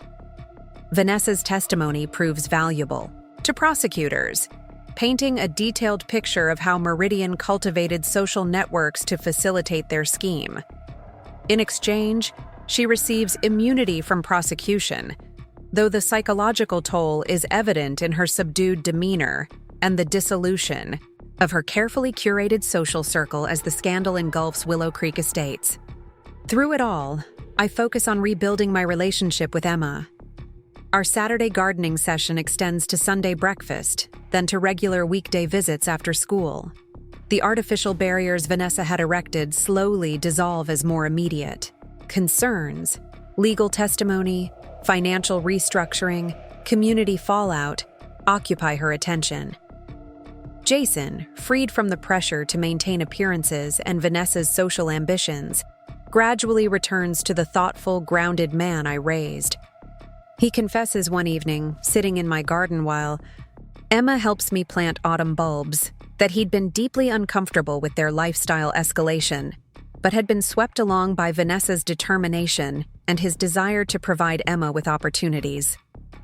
"I thought I was doing it for Emma," he admits, watching his daughter carefully pat soil around a daffodil bulb. "But looking back, I'm not sure who I was really trying to please." "Being a parent means constantly questioning your motivations," I tell him. "I made my share of mistakes. Raising you, believe me. Not cutting me off from family when I wore unfashionable clothes," he points out wryly. I smile, but keep my tone gentle. Different mistakes, but the important thing is recognizing them and finding a way forward. A month after our initial confrontation, the U.S. Attorney's Office announces a settlement framework for Willow Creek Estates residents. As the legitimate owner of the land, I'm entitled to significant compensation, while homeowners who purchased properties in good faith will be offered restructured, legitimate mortgages through a court-appointed receiver. Eleanor helps me understand the implications of this settlement during a strategy session in her office. "Essentially, you have 3 options," she explains. "You could demand full market value for the land, which would be millions of dollars, but might force some families from their homes. You could accept a relatively small compensation and allow current residents to stay with minimal disruption. Or you could pursue something in between." I consider the options carefully. The money would be life-changing, allowing me to travel, donate to causes I care about, establish trust funds for Emma and any future grandchildren. But it would come at the cost of community disruption and potentially deepening the wounds in my own family. "What about a hybrid approach?" I suggest. "Fair compensation for my land rights, but structured to minimize impact on current homeowners, especially those with children?" Eleanor smiles approvingly. "I anticipated you might say that. Howard has already drafted a proposal along those lines." The framework we develop feels like an extension of my teaching philosophy. Firm but fair, with special consideration for vulnerable parties. I receive substantial compensation for my land rights, but the payment comes primarily from seized Meridian assets rather than increased burden on homeowners. Families with children receive additional consideration in the restructuring terms, reflecting my lifelong commitment to putting children's needs first. As for Jason and Vanessa, our negotiated arrangement reflects the complicated evolution of our relationship. They will retain ownership of their home under a legitimate mortgage structure that matches their actual financial capacity, meaning significant downsizing of their lifestyle and social pretensions. My settlement includes establishing an education trust for Emma, ensuring she can attend college without financial strain, but removing the prestige factor from her current schooling decisions. Most importantly, we establish clear expectations about family relationships moving forward. No more artificial barriers between Emma and me. No more status-based exclusion. In return, I commit to supporting their family transition with both practical help and the emotional space needed for Vanessa to rebuild her sense of identity beyond the fraudulent social structure she had embraced. The legal resolution, while satisfying, is merely the framework for the more important personal reconciliation that unfolds gradually over the following months. Vanessa, stripped of her artificially elevated status and forced to confront her role in our family rift, undergoes a painful but ultimately healthy reassessment. Initially defensive and withdrawn, she eventually approaches me one afternoon while I'm helping Emma with a science project at their kitchen table. "Can we talk privately?" she asks, her characteristic confidence notably absent. We step onto the back patio, where expensive outdoor furniture now sits alongside the practical gardening tools I've brought over to help Emma start her own small vegetable patch. "I owe you an apology," Vanessa begins, clearly struggling with the words. "Not just for keeping Emma from you, but for judging your worth based on superficial things." I wait, giving her space to continue. "I grew up with nothing," she confesses, surprising me. "My parents worked multiple jobs just to keep us housed. I swore I'd never live that way as an adult. that my children would have everything I didn't. She looks away, blinking rapidly. When Roland offered entry into that world, the prestigious address, the right schools, the social connections, it seemed like everything I'd worked for. And when he suggested that certain associations might jeopardize our position. You chose status over family, I finished quietly. I convinced myself it was for Emma's benefit, Vanessa admits. But watching her with you these past weeks, how naturally happy she is digging in the dirt or reading on your old couch, I've had to face some uncomfortable truths about my priorities. It's not a complete transformation, Vanessa's. Ambition and image consciousness are deeply ingrained aspects of her personality, but it's a genuine acknowledgement of harm done and values misplaced. I accept her apology with the same straightforward simplicity I've approached this entire situation. We all make mistakes, Vanessa. What matters is learning from them. You could have demanded we lose the house, she notes. After how I treated you, no one would have blamed you. What purpose would that serve? I ask. It wouldn't undo the past 6 months, and it would only hurt Emma. Vanessa studies me with new respect. Jason always said you were the wisest person he knew. I should have listened. Our relationship remains a work in progress, mutual respect gradually replacing suspicion, common ground discovered in our shared love for Emma and Jason. The superficial judgments that once created such painful division seem increasingly trivial as we navigate the practical challenges of their financial restructuring and community rebuilding. Jason and Vanessa ultimately decide to sell the Willow Creek house and purchase a more modest home closer to my neighborhood. Still lovely and comfortable, but aligned with their actual financial situation rather than aspirational fantasies. Emma transfers from the prestigious Alpine Academy to the well-regarded public school where I once taught, discovering to everyone's surprise that she prefers the diverse, creative environment to the rigid status consciousness of her former school. My financial settlement, while substantial, doesn't fundamentally change my lifestyle. I renovate parts of my beloved home that had needed attention, establish the education trust for Emma, donate to educational causes I've supported throughout my career, and set aside funds for modest travel. The greatest luxury the money provides isn't material but temporal. The freedom to spend unhurried days with Emma, to volunteer at her school, to nurture our reconnection without constraints. 6 months after the confrontation that changed everything, we gather in my garden to celebrate Emma's 7th birthday. The contrast with her previous celebration couldn't be more striking. Gone are the pretentious catered affairs with carefully curated guest lists of influential children. Instead, Emma runs joyfully through the yard with classmates from her new school, their laughter mingling with the wind chimes Tom had hung decades ago. Jason mans the grill with relaxed competence, looking younger and lighter without the constant strain of maintaining appearances beyond his means. Vanessa, though still stylish, has exchanged her designer obsession for a more authentic presentation. Her conversations with other parents now genuine rather than strategic. Eleanor joins me on the garden bench, watching Emma organize an impromptu scavenger hunt for her friends. "You've created quite a beautiful resolution here," she observes. "We all contributed to it," I correct her, including Vanessa in her own way. "Still, not many people would have handled sudden leverage with such grace," Eleanor insists. "Most would have been tempted by either vindication or maximizing financial gain. I consider this as I watch my family, wounded but healing, changed, but reconnected. Perhaps it's the teacher in me," I suggest.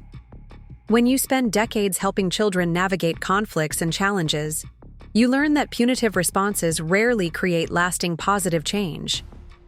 Or perhaps it's simply who you are, Eleanor counters. The same person who created this garden from bare soil, who rebuilt her life after losing Tom, who patiently nurtured not just students, but an entire community over 40 years. Before I can respond, Emma rushes over, her cheeks flushed with excitement.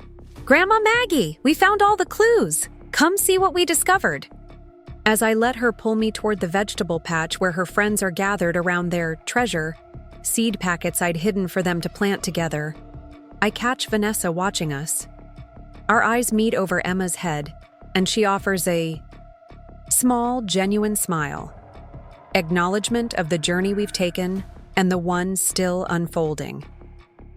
The path to healing rarely follows a straight line. Trust rebuilds slowly. New patterns establish tentatively. Old wounds occasionally reopen. But as Emma proudly shows me the spot she's chosen for her sunflower seeds, I'm reminded that growth, whether of gardens or relationships, requires both patience and faith in the natural resilience of living things. My daughter-in-law once refused to let me see my grandchild until she discovered who owned her house. But the true ownership that matters isn't found in property deeds or land rights, but in the carefully tended connections between generations. Connections that, when nurtured, with consistency and care, can withstand even the most determined efforts to sever them. As autumn sunlight filters through changing leaves and Emma's laughter fills my garden once more, I silently thank Tom and his long-forgotten investment, not for the financial security it ultimately provided, but for creating the catalyst that returned my family to me, transformed but intact, wiser for having weathered the storm together. 1 year later, I sit at my kitchen table reviewing the final settlement documents from the Willow Creek Estates case.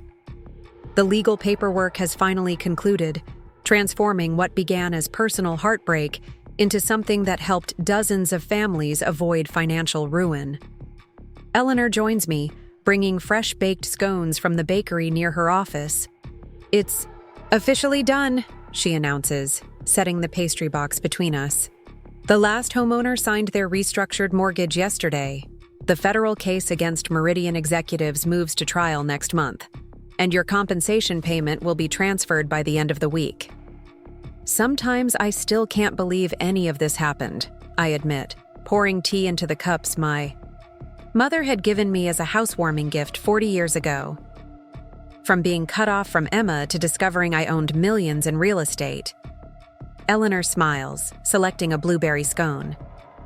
Life has these magnificent plot twists occasionally. The real achievement is how you've handled it. Through the kitchen window, I can see Emma in the backyard, carefully inspecting the tomato plants we started from seeds in early spring. At 7.5, she takes her gardening responsibilities very seriously, clipboarded checklist in hand as she examines each plant for signs of growth or distress. The methodical approach reminds me so much of Jason at that age that it makes my heart swell. "How are things with Vanessa these days?" Eleanor asks, following my gaze to where Emma now kneels beside the herb garden, meticulously pulling tiny weeds from between the thyme and basil. "Evolving," I answer honestly. "The therapy sessions have helped tremendously.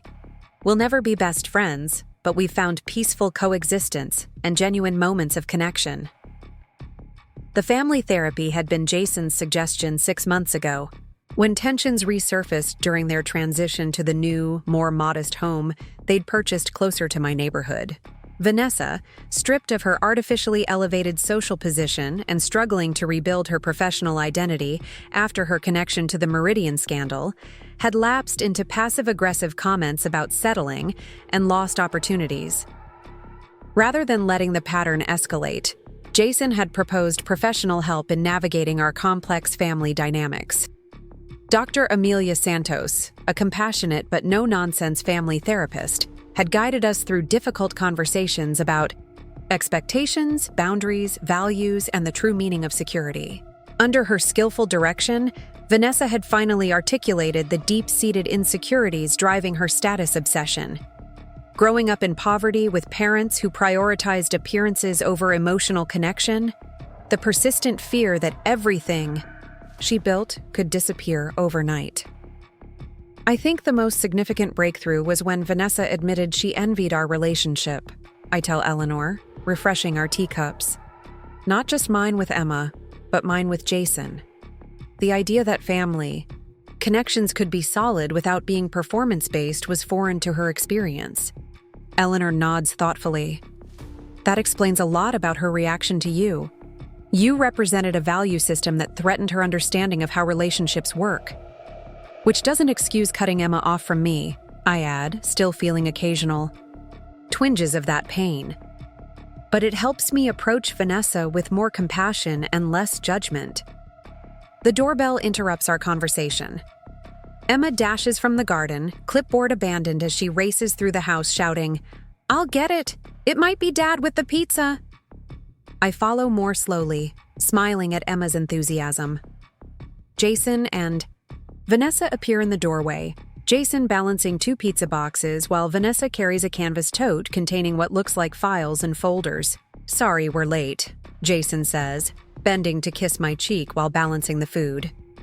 The meeting with the school board ran longer than expected. Vanessa offers a genuine smile, still somewhat tentative but worlds away from the cold formality that once characterized our interactions. We have good news, though. The community garden project has been approved for the elementary school curriculum. The community garden project represents another unexpected development in our family's key journey. After moving to their new home and enrolling Emma in the local public school, Vanessa had initially struggled to find her place. Her marketing career, tainted by association with Meridian despite her cooperation with federal authorities, had stalled. Her previous social network had evaporated when the scandal broke, leaving her isolated and uncertain. The turning point came during a parent-teacher conference 4 months ago, when Emma's science teacher mentioned the school's interest in developing a garden-based learning program, but lack of expertise to implement it. Without hesitation, Emma had proudly announced, "My grandma and I could help. She knows everything about gardens, and I'm her assistant." To everyone's surprise, including her own, Vanessa had immediately volunteered her marketing and organizational skills to develop the proposal and seek community partnerships. What began as a tentative effort to rebuild her professional confidence evolved into genuine passion as she witnessed how garden-based education could benefit children from all socioeconomic backgrounds. "They approved the full budget?" I ask, genuinely pleased for her. Vanessa nods, a hint of her old confidence returning. "Every dollar. And they want us to present the program at the county education conference next month. You as curriculum advisor, me as program coordinator." "That's wonderful news," Eleanor says warmly. "Margaret always said gardening should be part of every school's curriculum." We move to the dining room, where Emma eagerly arranges plates and napkins for our impromptu celebration dinner. The easy familiarity of these gatherings still feels like a miracle after those months of separation. Jason catches my eye across the table, his expression reflecting similar thoughts. "The architectural firm called today," he mentions as we settle around the table. "They want me to lead the renovation project for the community center." "Jason, that's perfect for you," I respond, genuinely delighted. After leaving the prestigious firm that had connections to Meridian, Jason had initially struggled to find his professional footing. The community center project, modest in budget but meaningful in impact, represents a return to the values-driven architecture that had originally drawn him to the profession. "It won't pay what the luxury home designs did," he acknowledges, "but it feels right in a way those never did." "Besides," Vanessa adds with surprising equanimity, "we don't need the higher income anymore. The new house is completely manageable on our current salaries, and Emma's education trust means we don't have to worry about college costs." This practical acceptance of their recalibrated lifestyle marks significant growth for Vanessa. The therapy sessions have revealed how her identity had become dangerously entwined with external markers of success: the prestigious address, luxury vehicles, exclusive social circles. Deconstructing that association has been painful but ultimately liberating for her. "Have you decided what you're doing with your settlement money, Mom?" Jason asks, helping Emma with her pizza slice. The question is asked casually, but I know Jason still feels complicated emotions about the financial windfall I received from the land rights case. Despite my reassurances, part of him struggles with the idea that his family's difficulties ultimately resulted in my gain. Most of it remains in the managed investment accounts Howard set up, I explain. But I've finalized the annual endowment for the school district's garden education program. I turn to Vanessa, making sure to include her directly. If you're willing, I'd like you to sit on the committee that oversees the grants each year. Vanessa looks genuinely surprised. Are you sure? Given our history. You've proven your commitment to the program, I say sincerely. And you bring marketing and communication skills that I lack. It makes practical sense for both of us to be involved. Something shifts in Vanessa's expression. A relaxing of the wariness that has characterized many of our interactions despite months of progress. This invitation represents more than practical collaboration. It's acknowledgement of her value, beyond her relationship to Jason and Emma. I'd be honored, she says simply. Emma, who has been bouncing impatiently in her chair during this adult conversation, interjects with 7-year-old directness. Can we talk about my birthday party now? It's only 3 weeks away. The adults laugh, tension dissipating as we transition to the much more important topic of theme selections and guest lists. Unlike the exclusive, status-driven celebrations Vanessa once insisted upon, Emma's upcoming party reflects her current interests and authentic relationships, a garden-themed gathering with classmates and neighborhood friends, planned within a reasonable budget. As the evening progresses, I find myself observing the subtle but significant ways our family has transformed.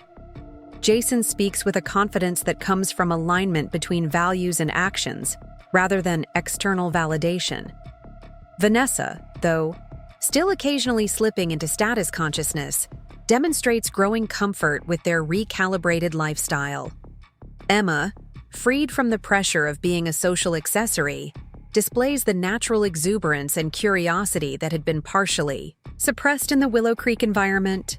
After dinner, while Jason and Vanessa clean up the kitchen, another small but meaningful shift in family dynamics, Eleanor and I move to the front porch. The evening air carries the scent of early summer roses from my garden, a peaceful conclusion to a day of celebration. You know, Eleanor remarks, settling into the porch swing beside me, when we first discovered your land ownership, I was concerned about how you'd handle the power shift in your relationship with Vanessa. You thought I might be vindictive? I ask, surprised. Not vindictive, Eleanor clarifies. But it would have been natural to establish dominance after how she treated you. Many people would have used that leverage to assert control or demand specific changes. I consider this as we watch the sunset paint the sky in watercolor shades of pink and gold. I never wanted control, I reply finally. I just wanted my family back. And you've achieved that with remarkable grace, Eleanor observes. The garden education program was particularly inspired, finding a way for you and Vanessa to collaborate as equals while benefiting the community. Inside, I can hear Emma's delighted laughter as Jason pretends to discover imaginary creatures in the soap bubbles while washing dishes. Vanessa calls something about homework and bedtime routines, her tone firm but affectionate. The ordinary music of family life that I'd missed so desperately during those months of separation. The federal prosecutor called yesterday, Eleanor mentions, changing subjects. Roland Weber is offering additional testimony about Meridian's larger operations in exchange for sentencing considerations. Will they accept his offer? I ask. Likely yes, with significant conditions, Eleanor replies. His information could help recover assets for victims of similar schemes in other states. I think about the elegant Mrs. Weber, who once deemed me unsuitable company for my own granddaughter based on my modest clothing and practical lifestyle. Last I heard, she had divorced Roland and moved to her sister's home in another state. Her carefully constructed social identity shattered by the scandal. It's strange to think how differently everything might have unfolded, I muse. If Tom's uncle hadn't invested in that seemingly worthless land, if developers had properly researched ownership before building Willow Creek Estates, if Vanessa hadn't connected with Roland Weber, or if you'd responded to being cut off from Emma with anger instead of strategic patience, Eleanor adds. Small choices cascade into life-altering outcomes. Through the window, I watch as Jason, Vanessa, and Emma gather around the dining table, homework materials spread out as they begin their evening routine. The scene encapsulates our journey. Not perfect harmony, but hard-won functional collaboration, built on clearer understanding and intentional choices. The garden project at Emma's school breaks ground next month, I tell Eleanor, smiling at the metaphorical appropriateness. The whole family will be there for the ceremony. From property disputes to planting together, Eleanor observes, a fitting evolution. Later that evening, after Jason and Vanessa have taken Emma home, I find myself sitting at my kitchen table reviewing a different set of documents. Not legal paperwork this time, but the curriculum materials Vanessa and I have developed for the school garden program. Her marketing expertise has transformed my practical gardening knowledge into engaging materials for children of different ages, while my educational background has helped structure the content for developmental appropriateness. Our collaboration remains somewhat tentative, occasionally awkward, but increasingly productive. The painful history between us hasn't disappeared, but it's gradually being balanced by new, more positive interactions. Like plants growing in previously barren soil, our relationship requires consistent care and realistic expectations. Not miraculous transformation, but steady, incremental growth.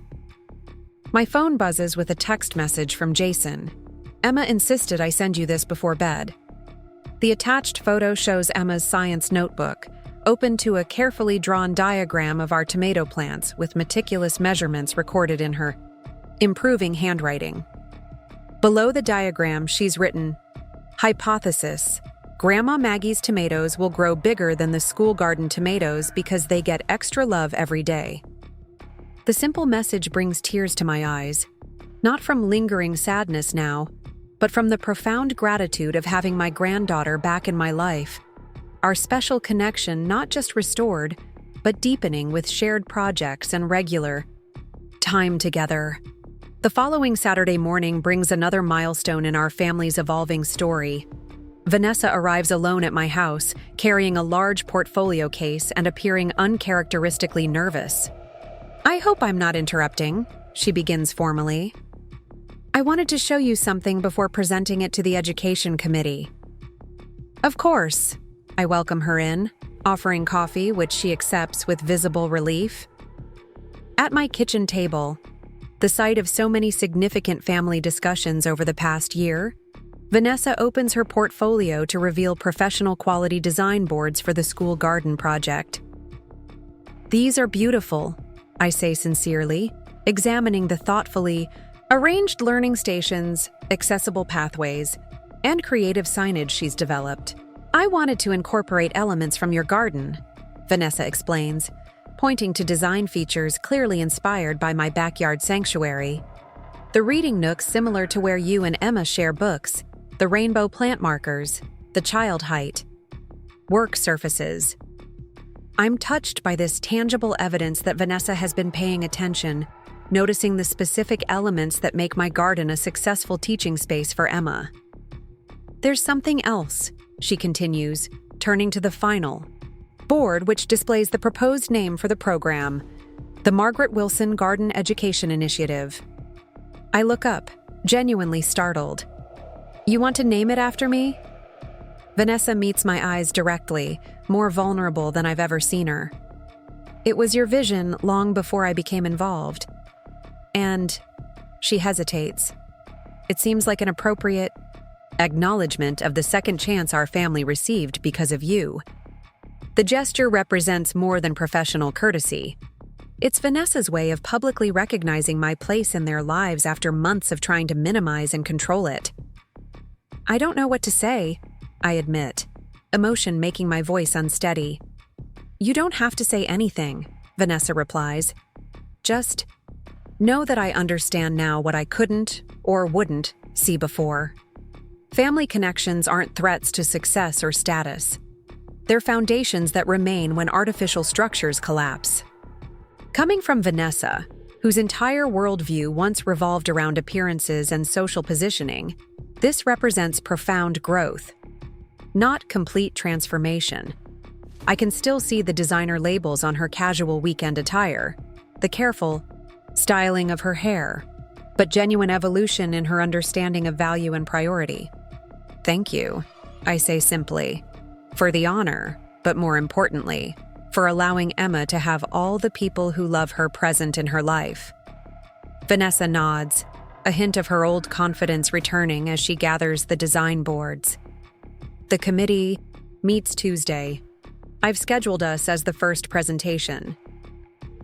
We'll make a strong case together, I assure her.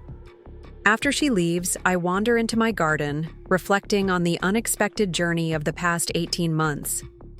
From the heartbreak of being cut off from Emma to the shocking discovery of my land ownership, from the tense confrontation with Vanessa to this morning's tentative olive branch, none of it following any path I could have anticipated.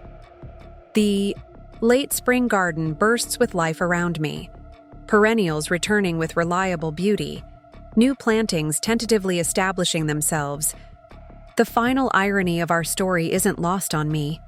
The land that I unknowingly owned beneath their prestigious address turned out to be far less valuable than the deep roots of family connection I had tried to nurture all along. Vanessa refused to let me see my grandchild until she discovered who owned her house. But the true ownership that matters has proven to be not of property, but of the enduring commitment to family that transcends material considerations. As spring deepens into summer, I watch our family and our gardens flourish with parallel certainty. Both require consistent attention, realistic expectations, and faith in natural processes.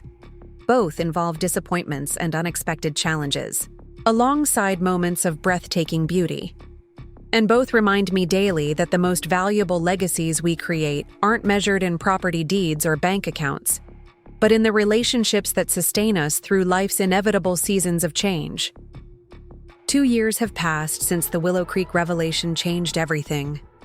Autumn leaves carpet my garden path as I prepare the beds for winter dormancy, a ritual that brings me peace after decades of practice. Emma, now 8.5, works diligently beside me, her small hands confidently wielding garden tools with the expertise of a seasoned helper. "Grandma, will the butterfly bushes survive the frost?" she asks, carefully tucking mulch around the base of the lavender plants we added this summer. "They'll sleep through winter and return in spring," I explain, watching her methodical movements with pride. Like most perennials, they need this rest period to gather strength for new growth. Emma nods, absorbing the information with the thoughtful expression that reminds me so much of Jason at her age. Like how people need sleep to grow properly. My science teacher says that's when our bodies do their important work.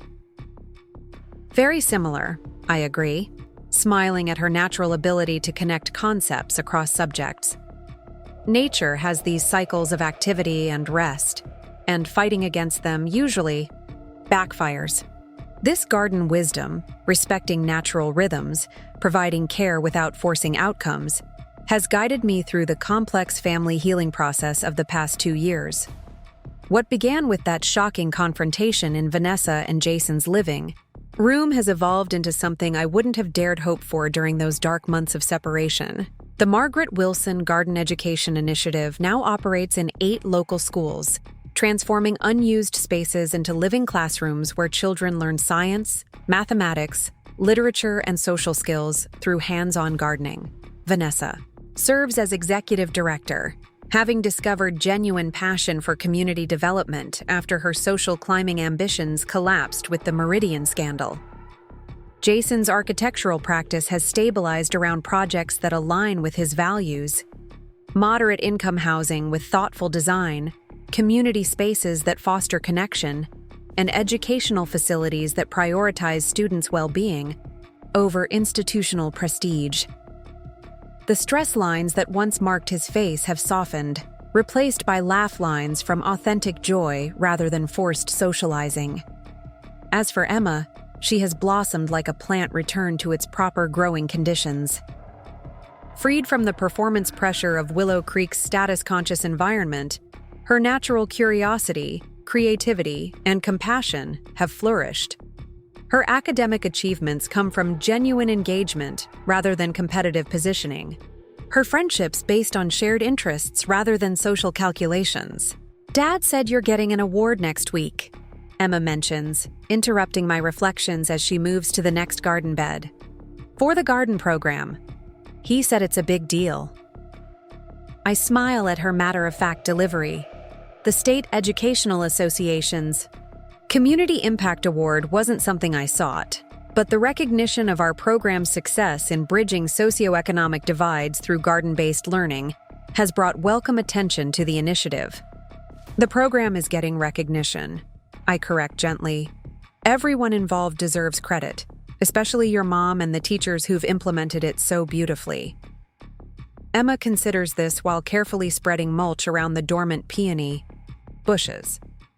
"Mom says you're too modest. She says the program wouldn't exist without your expertise and connections."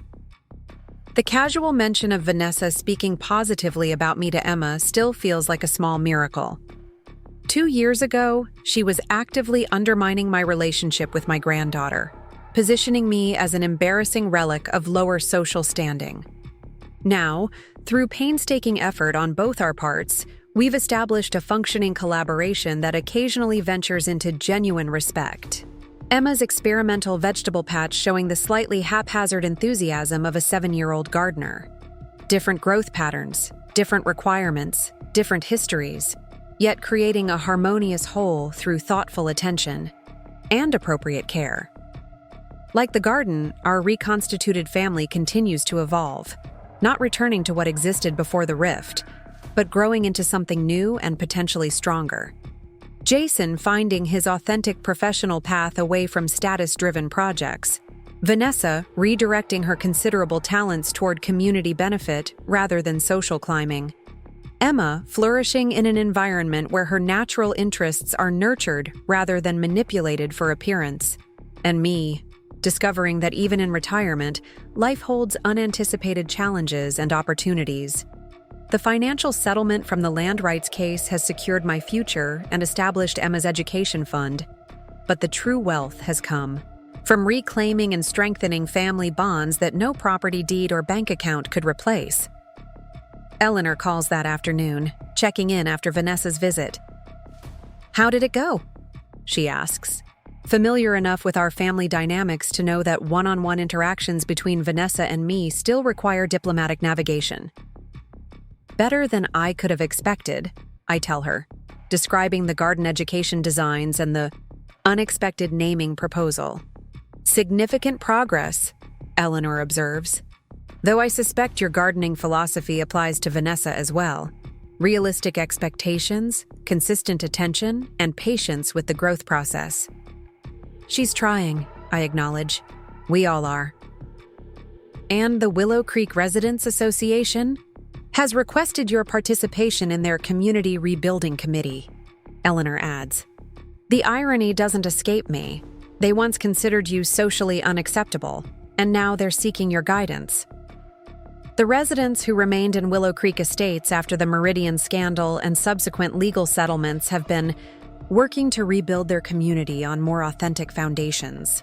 The artificial social hierarchies installed by Weber and his associates collapsed with the fraud revelations, leaving neighbors to discover genuine connections beyond status signaling. "I've agreed to consult on their community garden project," I tell Eleanor. "Jason's firm is helping redesign the clubhouse into a more inclusive gathering space." "And Vanessa?" Eleanor inquires. "She's declined involvement," I explain. "Too many complicated associations, I think. She's focusing her energy on the school program instead." "Wise choice," Eleanor approves. "Some soil needs to lie fallow before replanting." That evening, I receive another text from Jason, this one accompanied by a video of Emma proudly showing off the first tiny green tomato on her plant. Her face fills the screen, freckles prominent across her nose from hours in the garden, eyes bright with achievement. "Grandma Maggie, it worked! Our hypothesis was right. Love really does make tomatoes grow better." In her simple declaration, I hear the echo of the greater truth our family has discovered through this unexpected journey. Love, properly tended and authentically expressed, creates growth that no amount of status-seeking or material acquisition can replicate. As I prepare for bed, I notice the date on my calendar. Exactly 1 year since that pivotal confrontation when I reclaimed my right to be part of Emma's life. The legal proceedings have concluded, the financial settlements distributed, the professional consequences for Meridian executives moving through the court system. But the most meaningful resolution has been far more personal. The careful, sometimes awkward, increasingly hopeful rebuilding of family connections that once seemed irreparably damaged. Tomorrow, Emma will arrive for our weekly gardening session, followed by lunch with Jason. Next week, Vanessa and I will present our garden education proposal to the school committee. Small, ordinary moments that once seemed impossible during those dark months of separation. The house that once divided us, that imposing Willow Creek property that Vanessa wielded as evidence of their elevated status, has been sold to a young family with no connection to the Meridian scandal.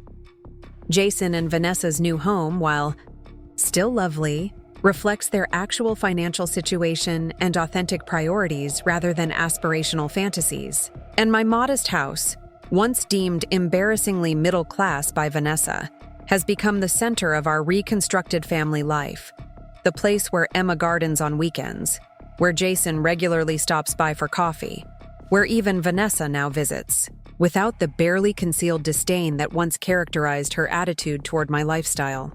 The final irony of our story isn't lost on me. The land that I unknowingly owned beneath their prestigious address turned out to be far less valuable than the deep roots of family connection I had tried to nurture all along. Vanessa refused to let me see my grandchild until she discovered who owned her house.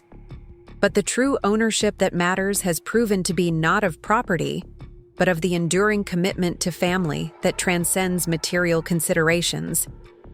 As spring deepens into summer, I watch our family and our gardens flourish with parallel certainty. Both require consistent attention, realistic expectations, and faith in natural processes. Both involve disappointments and unexpected challenges, alongside moments of breathtaking beauty. And both remind me daily that the most valuable legacies we create aren't measured in property deeds or bank accounts, but in the relationships that sustain us through life's inevitable seasons of change. 2 years have passed since the Willow Creek revelation changed everything. Autumn leaves carpet my garden path as I prepare the beds for winter dormancy, a ritual that brings me peace after decades of practice. Emma, now 8.5, works diligently beside me, her small hands confidently wielding garden tools with the expertise of a seasoned helper. "Grandma, will the butterfly bushes survive the frost?" she asks, carefully tucking mulch around the base of the lavender plants. We added this summer. "They'll sleep through winter and return in spring," I explain, watching her methodical movements with pride. Like most perennials, they need this rest period to gather strength for new growth. Emma nods, absorbing the information with the thoughtful expression that reminds me so much of Jason at her age. Like how people need sleep to grow properly. My science teacher says that's when our bodies do their important work.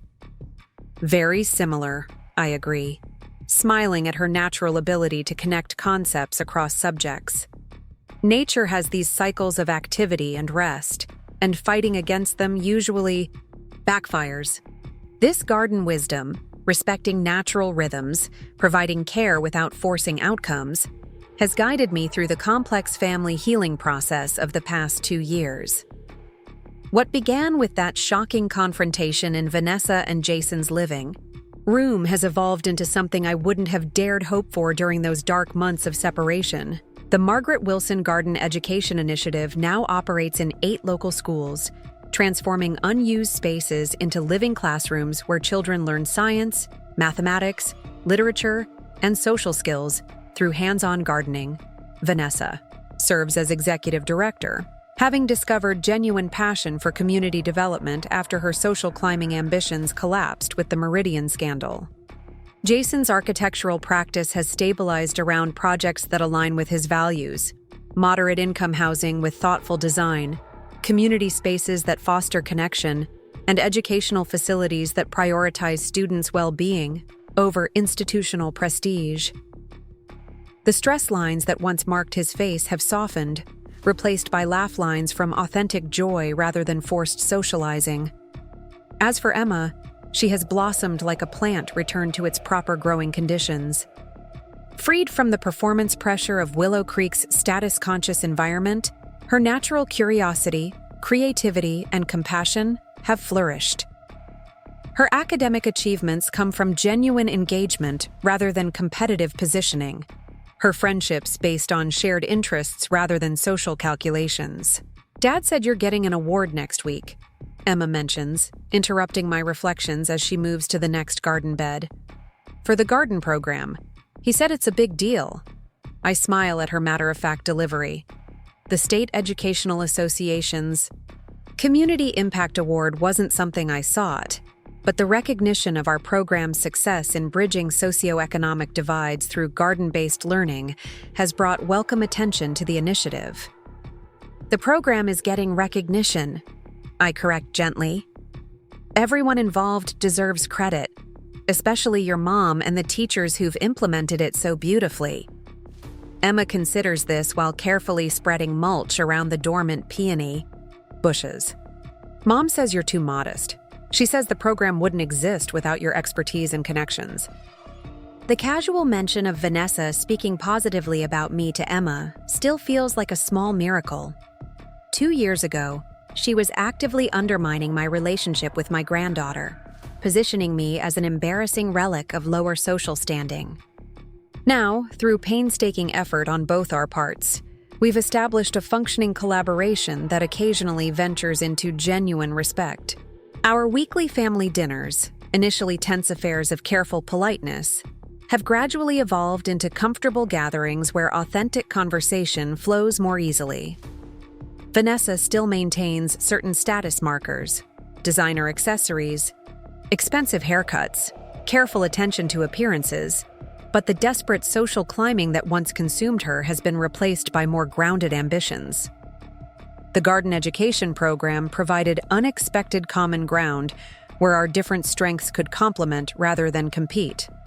My practical knowledge and teaching experience paired with Vanessa's organizational skills and marketing expertise created something neither of us could have accomplished alone. Working toward shared goals with tangible community impact has been healing in ways that mere politeness or forced reconciliation could never achieve. "Grandma, look!" Emma exclaims, carefully lifting a small toad from beneath the compost bin. "Can we make a winter home for him?" We spend the next half hour creating a suitable hibernation space for the toad, using fallen leaves, small branches, and a terracotta pot turned on its side. Emma's gentle handling of the amphibian and concern for its welfare reflect the empathy that has always been her natural inclination, now fully encouraged rather than subordinated to appearance-based values. As we finish our garden winterizing, Jason's car pulls into the driveway. He emerges carrying a stack of large envelopes and folders, materials for the garden program's expansion proposal we're presenting to the County Education Board next month. "How are my favorite gardeners?" he calls, making his way down the garden path. At 44, my son looks healthier and more at peace than he has since his first wife's death. The artificial veneer of success that characterized the Willow Creek period has been replaced by authentic achievement aligned with his core values. "Dad, we made a toad house," Emma announces proudly, pulling him by the hand to inspect their creation. I watch them together, heads bent, Jason asking thoughtful questions about the design considerations, Emma explaining her reasoning with the precision of a budding scientist. The easy affection between them represents healing of a different kind, Jason reclaiming his parental authority after years of deferring to Vanessa's social aspirations for Emma. The presentation boards look amazing, Jason tells me as we head inside, Emma racing ahead to wash up. Vanessa stayed up late finalizing the graphics. She wanted everything perfect for your review. Another small miracle, Vanessa seeking my approval rather than dismissing my input as outdated or irrelevant. Our working relationship has developed its own rhythm, her attention to polish and presentation complementing my focus on substantive content and educational soundness. Inside, we spread the presentation materials across my dining table, the same table where Eleanor, Michael, and I had first planned our strategy after discovering my land ownership. The irony isn't lost on me. What began as a legal confrontation has transformed into creative collaboration. The county superintendent is particularly interested in the data from the pilot schools, Jason explains, pointing to the impressive statistics on student engagement, science proficiency improvements, and attendance rates. Vanessa suggested highlighting the socioeconomic diversity of participating schools to emphasize the program's adaptability. She's right, I agree, reviewing the carefully designed infographics. The strongest argument for expansion is that the benefits are consistent across different communities and student populations. We work through the presentation materials for an hour, making minor adjustments and discussing strategic emphasis points. Emma joins us after completing her homework, proudly adding her perspective as a student participant in the program. Her articulate observations about what elements engage her classmates most effectively will provide valuable first-person testimony to complement the statistical data. As afternoon fades into evening, my phone rings. Eleanor, calling for our weekly check-in. Though no longer actively involved in our legal affairs now that the Meridian case has concluded, she remains a cherished friend and advisor. How are preparations for the county presentation coming along? She asks after initial greetings. Very well, I reply. Jason just brought the finalized materials Vanessa prepared. They're quite impressive. And how is the family dynamic? These days? Eleanor inquires, always attuned to the deeper currents beneath practical matters. Steady improvement, I tell her honestly. The garden program gives Vanessa and me neutral territory for collaboration. Jason seems more confident in his parenting decisions. Emma is thriving. And you? How are you processing everything as we approach the 2-year mark of that initial confrontation? I consider her question while watching Jason and Emma sort through photographs for the presentation. Their easy interaction, a visual reminder of how far we've come. I find myself focusing less on what happened and more on what's developing now, I admit. The hurt hasn't disappeared entirely, but it's been balanced by new positive experiences. Like composting, Eleanor suggests, familiar with my gardening metaphors. The painful elements breaking down to nourish new growth. Exactly that. I agree, appreciating her understanding. After our call ends, I join Jason and Emma in selecting the final images for the presentation boards. When they depart for home an hour later, Emma hugs me tightly with the unself-conscious affection that had been constrained during the Willow Creek period. See you Thursday for dinner, Grandma. I'm bringing my science project to show you. As their car pulls away. I reflect on how ordinary this interaction would have seemed 3 years ago.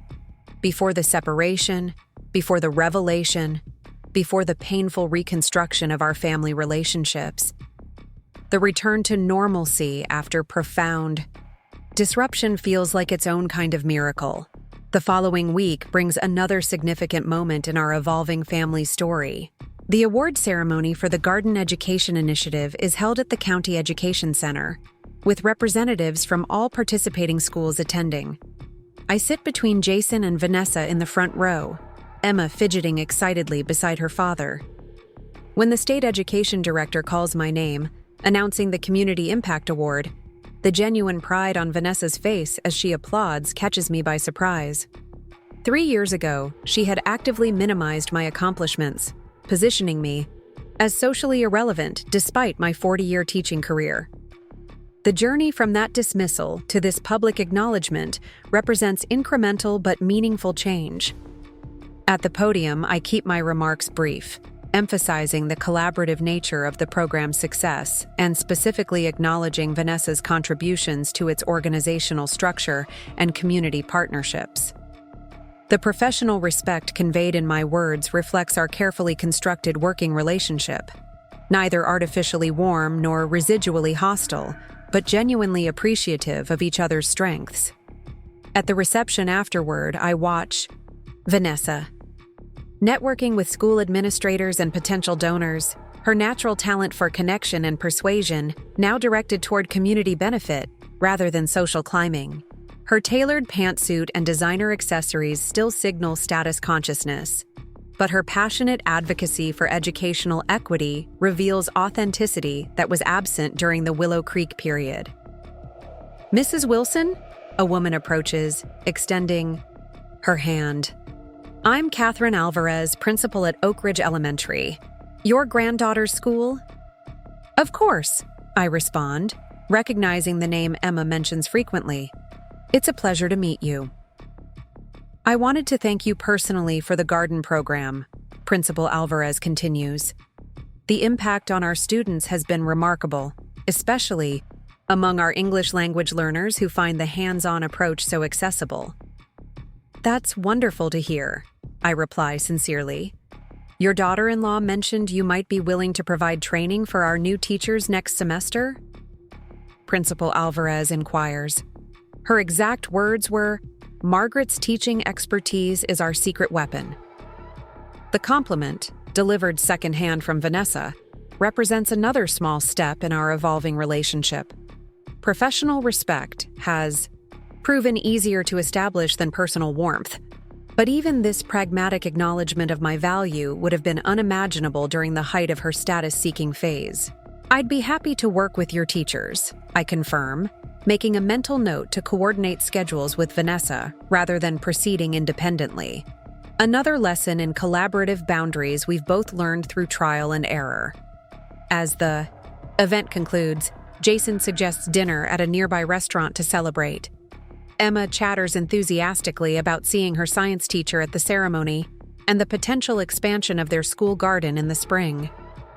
Vanessa discusses funding, strategies with animated competence, her marketing expertise finding purposeful expression in community development.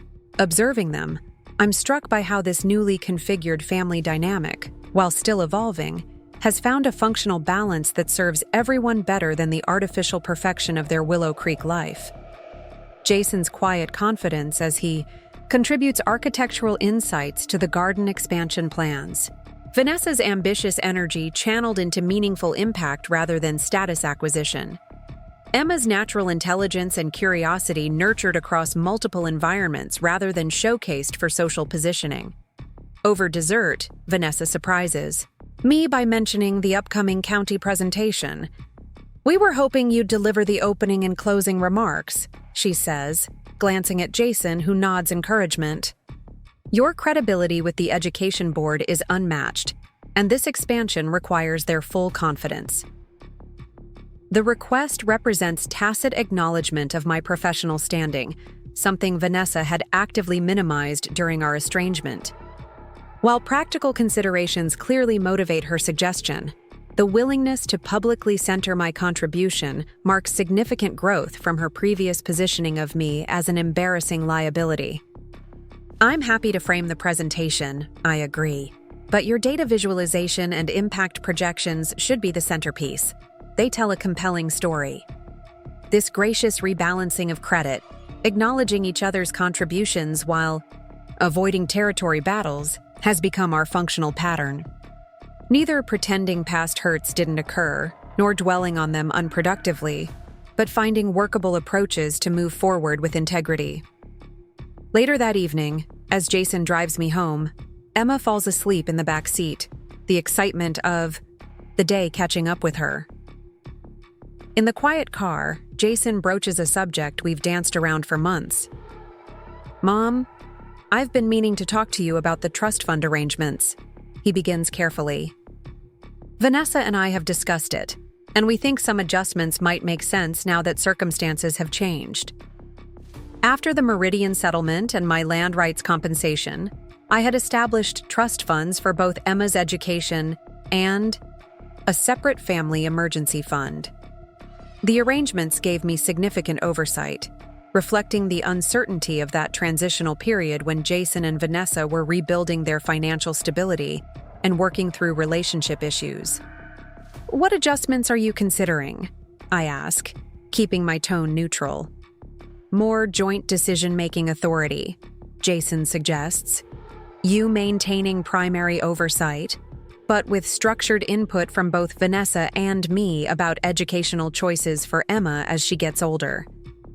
The request reflects healthy rebalancing rather than control struggles.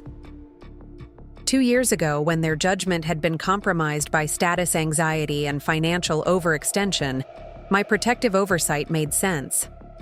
Now, with their stable housing situation, recalibrated career paths, and improved communication patterns, greater collaboration seems appropriate. That seems reasonable, I agree. I'll talk with Howard about revising the terms to include consultation requirements while maintaining the educational purpose. Jason's relieved smile tells me he'd been nervous about raising the topic, concerned about appearing ungrateful or triggering tensions. "Thanks, Mom." Vanessa specifically suggested more transparency about the financial education aspects as Emma grows. She wants to ensure Emma develops healthier attitudes about money than she had. This insight into Vanessa's thinking, her awareness of how her own financial insecurities contributed to poor decisions, represents meaningful self-reflection. Not complete transformation, but growing self-awareness that benefits both her parenting and our family dynamics. The following Saturday brings Eleanor to my door, bearing pastries and coffee, our long-standing tradition. We settle in my garden, sunroom, watching golden autumn light illuminate the winterized beds Emma and I prepared the previous weekend. "The award ceremony went well?" Eleanor inquires, slicing an almond croissant with surgical precision. "Better than expected," I confirm. Vanessa was genuinely supportive, publicly acknowledged my contributions, and suggested I lead the county presentation next month. Eleanor raises an eyebrow. Significant progress indeed. How does it feel, witnessing her evolution after how deeply she hurt you? I consider the question carefully, appreciating Eleanor's willingness to acknowledge the emotional complexity beneath surface reconciliation. Complicated, I admit finally. I'm genuinely pleased by her growth and the positive impact on our family functioning. But there's still a scar from those months of separation from Emma. Understandably so, Eleanor nods. Complete emotional resolution isn't realistic after such a fundamental breach of trust. Functional collaboration is already a significant achievement. The garden program helps, I explain. It gives us structured interaction focused on shared goals rather than requiring artificial personal warmth. We can appreciate each other's professional contributions while still maintaining appropriate boundaries. The wisdom of that approach shouldn't surprise me coming from you, Eleanor observes. You've always understood that forcing emotional processes rarely succeeds. We turn to discussing the upcoming county presentation, the trust fund modifications, Jason suggested, and Eleanor's recent trip to visit her daughter in Colorado. The easy flow of friendship provides balanced perspective after the emotional intensity of family dynamics. As Eleanor prepares to leave, she pauses at the door. Have you given any thought to Thanksgiving arrangements? It's only a few weeks away.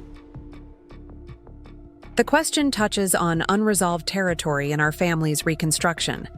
Holiday celebrations remain somewhat complicated, the traditions disrupted by both the estrangement period and subsequent recalibration. Last year's compromise involved separate celebrations: Thanksgiving morning at my house, evening at Jason and Vanessa's new home. A practical but somewhat fragmented approach.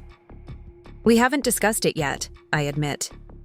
Last year's split arrangement worked reasonably well, but it felt disconnected, Perhaps this year's planning could reflect the collaborative progress you've made, Eleanor suggests.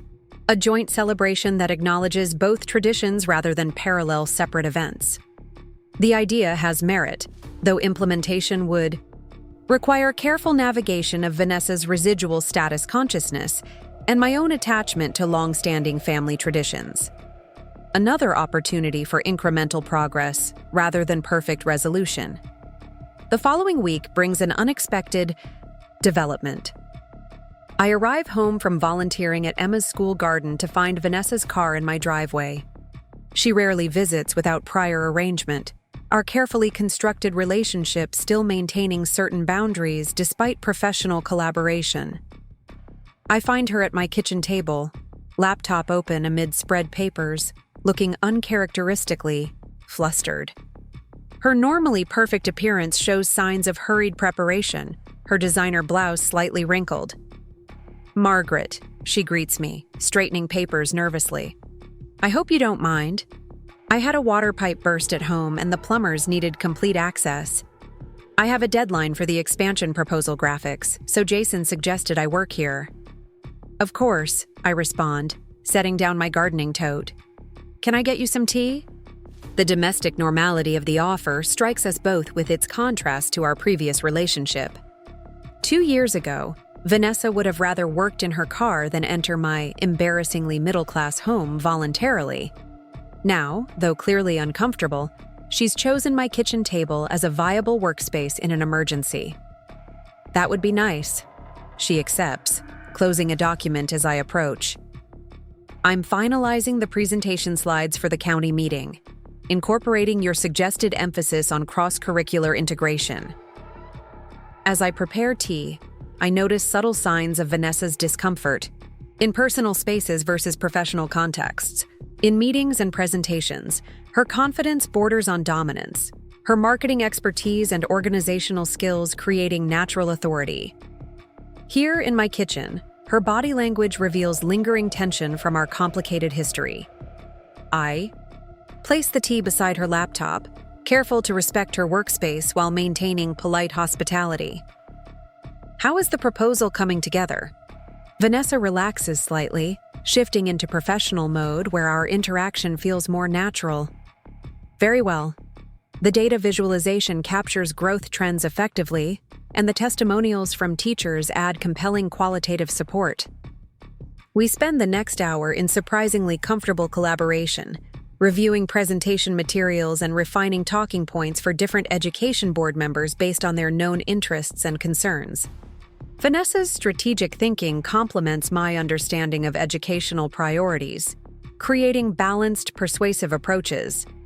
As she prepares to leave after receiving confirmation that the plumbers have completed their work, Vanessa hesitates at the door.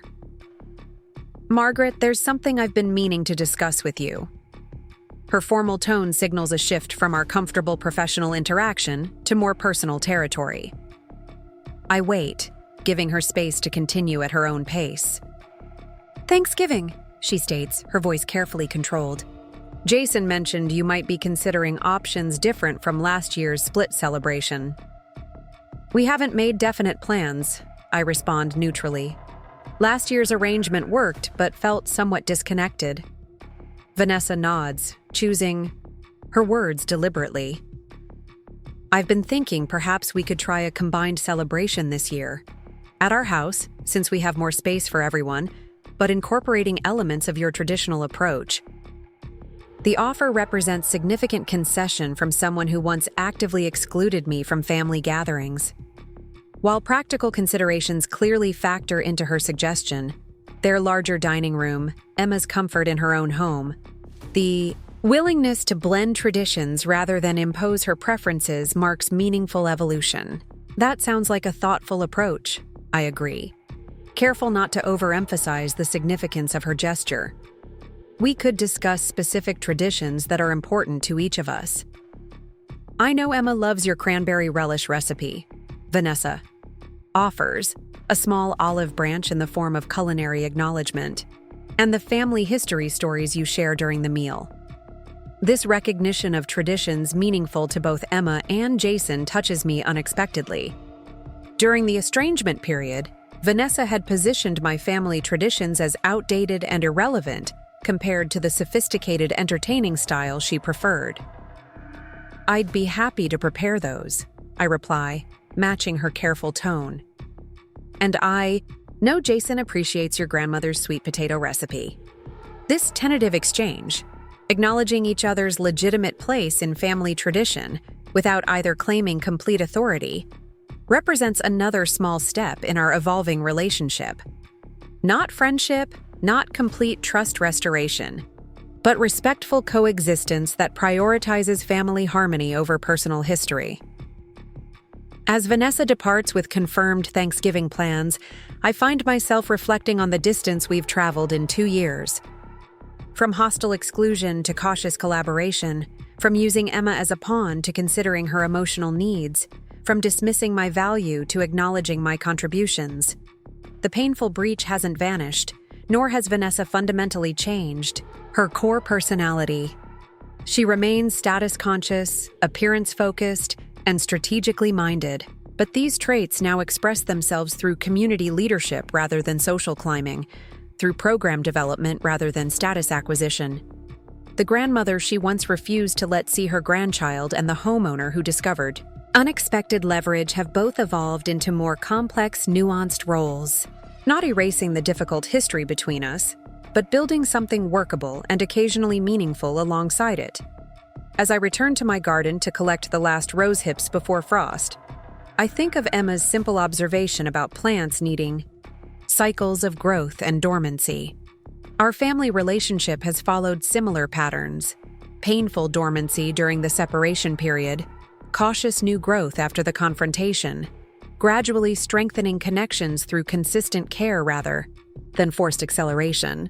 The house that once divided us, that status symbol Vanessa wielded as evidence of their superior position, has been replaced by homes that authentically reflect each family's values and priorities. The garden education program that brought unexpected common ground continues expanding its positive impact beyond our personal reconciliation. And Emma, the heart of this complicated journey, moves confidently between her various nurturing environments: my garden sanctuary, her parents' recalibrated home, her school's expanding garden program, integrating lessons from each without the artificial constraints of status expectations. The upcoming Thanksgiving gathering, with its carefully negotiated blending of traditions, represents neither perfect resolution nor meaningless compromise, but something more realistically healing: acknowledgement of our interconnected family story, with its difficult chapters alongside moments of grace and growth.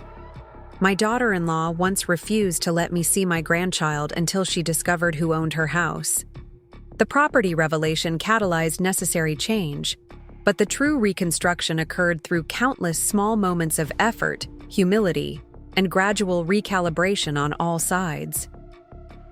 Like the garden beds Emma and I prepared for winter, protected, but not controlled, nurtured, but not forced. Our family continues its natural cycle of growth, dormancy, and renewal. Not perfect, not unmarked by difficult seasons, but resilient and, in its imperfect way, flourishing. 5 years have passed. Today, Emma turns 13, celebrating with a garden party that bridges all worlds of her life. Friends from school mingle with neighbors and family beneath string lights in my backyard, the space transformed by her own design. She's grown into a thoughtful young woman with Jason's analytical mind and a compassion that's uniquely hers. Vanessa approaches carrying a tray of refreshments. Her designer dress pairs incongruously with practical gardening shoes, a small visual representation of how she's integrated aspects of my influence while maintaining her own identity. "The herb centerpieces were a perfect touch," she comments, nodding toward the tables Emma arranged with potted herbs as guest favors. "Your influence showing through. The formal place settings and calligraphy name cards are all you," I reply, acknowledging her contribution. We've settled into a relationship neither of us could have imagined during those hostile months of separation. Not close friends, but respectful collaborators in the project of nurturing Emma and maintaining family harmony. The garden education program, now implemented in every school in the county, provides professional common ground where our different strengths complement rather than compete. Jason joins us, placing an arm around each of our shoulders, a gesture that would have been unimaginable 5 years ago. The woman from the University Foundation is here. She wants to discuss expanding the program to their teaching curriculum. His casual inclusion of both of us in this opportunity reflects our evolved dynamic. The Margaret Wilson Garden Education Initiative, initially a tentative collaboration born from crisis, has become a respected model of educational innovation. Eleanor arrives bearing a special gift, a leather-bound album documenting the program's growth from backyard project to countywide initiative. As Emma unwraps it, surrounded by friends and family, I'm struck by how the garden metaphor has manifested in our lives. What began with painful separation, then confrontation and difficult truth-telling, has gradually grown into something neither perfect nor fragile, but genuinely thriving. Emma looks up, catching my eye across the gathering. She excuses herself from her friends and makes her way to my side, linking her arm through mine with the easy confidence of knowing she belongs in multiple worlds. "Grandma Maggie," she says, leaning her head against my shoulder momentarily. "Thank you for never giving up on us." In that simple statement lies the essence of our journey. Through property disputes and legal maneuvers, through painful reconciliation and rebuilding of trust, the constant has been love stubborn enough to endure difficult seasons while patient enough to allow natural growth. My daughter-in-law once refused to let me see my grandchild until she discovered who owned her house, but the true ownership that matters wasn't found in property deeds or land rights, but in the unwavering commitment to family that withstands even the harshest winters, waiting patiently for spring's renewal. Up next, you've got 2 more standout stories right on your screen. If this one hit the mark, you won't want to pass these up. Just click and check them out.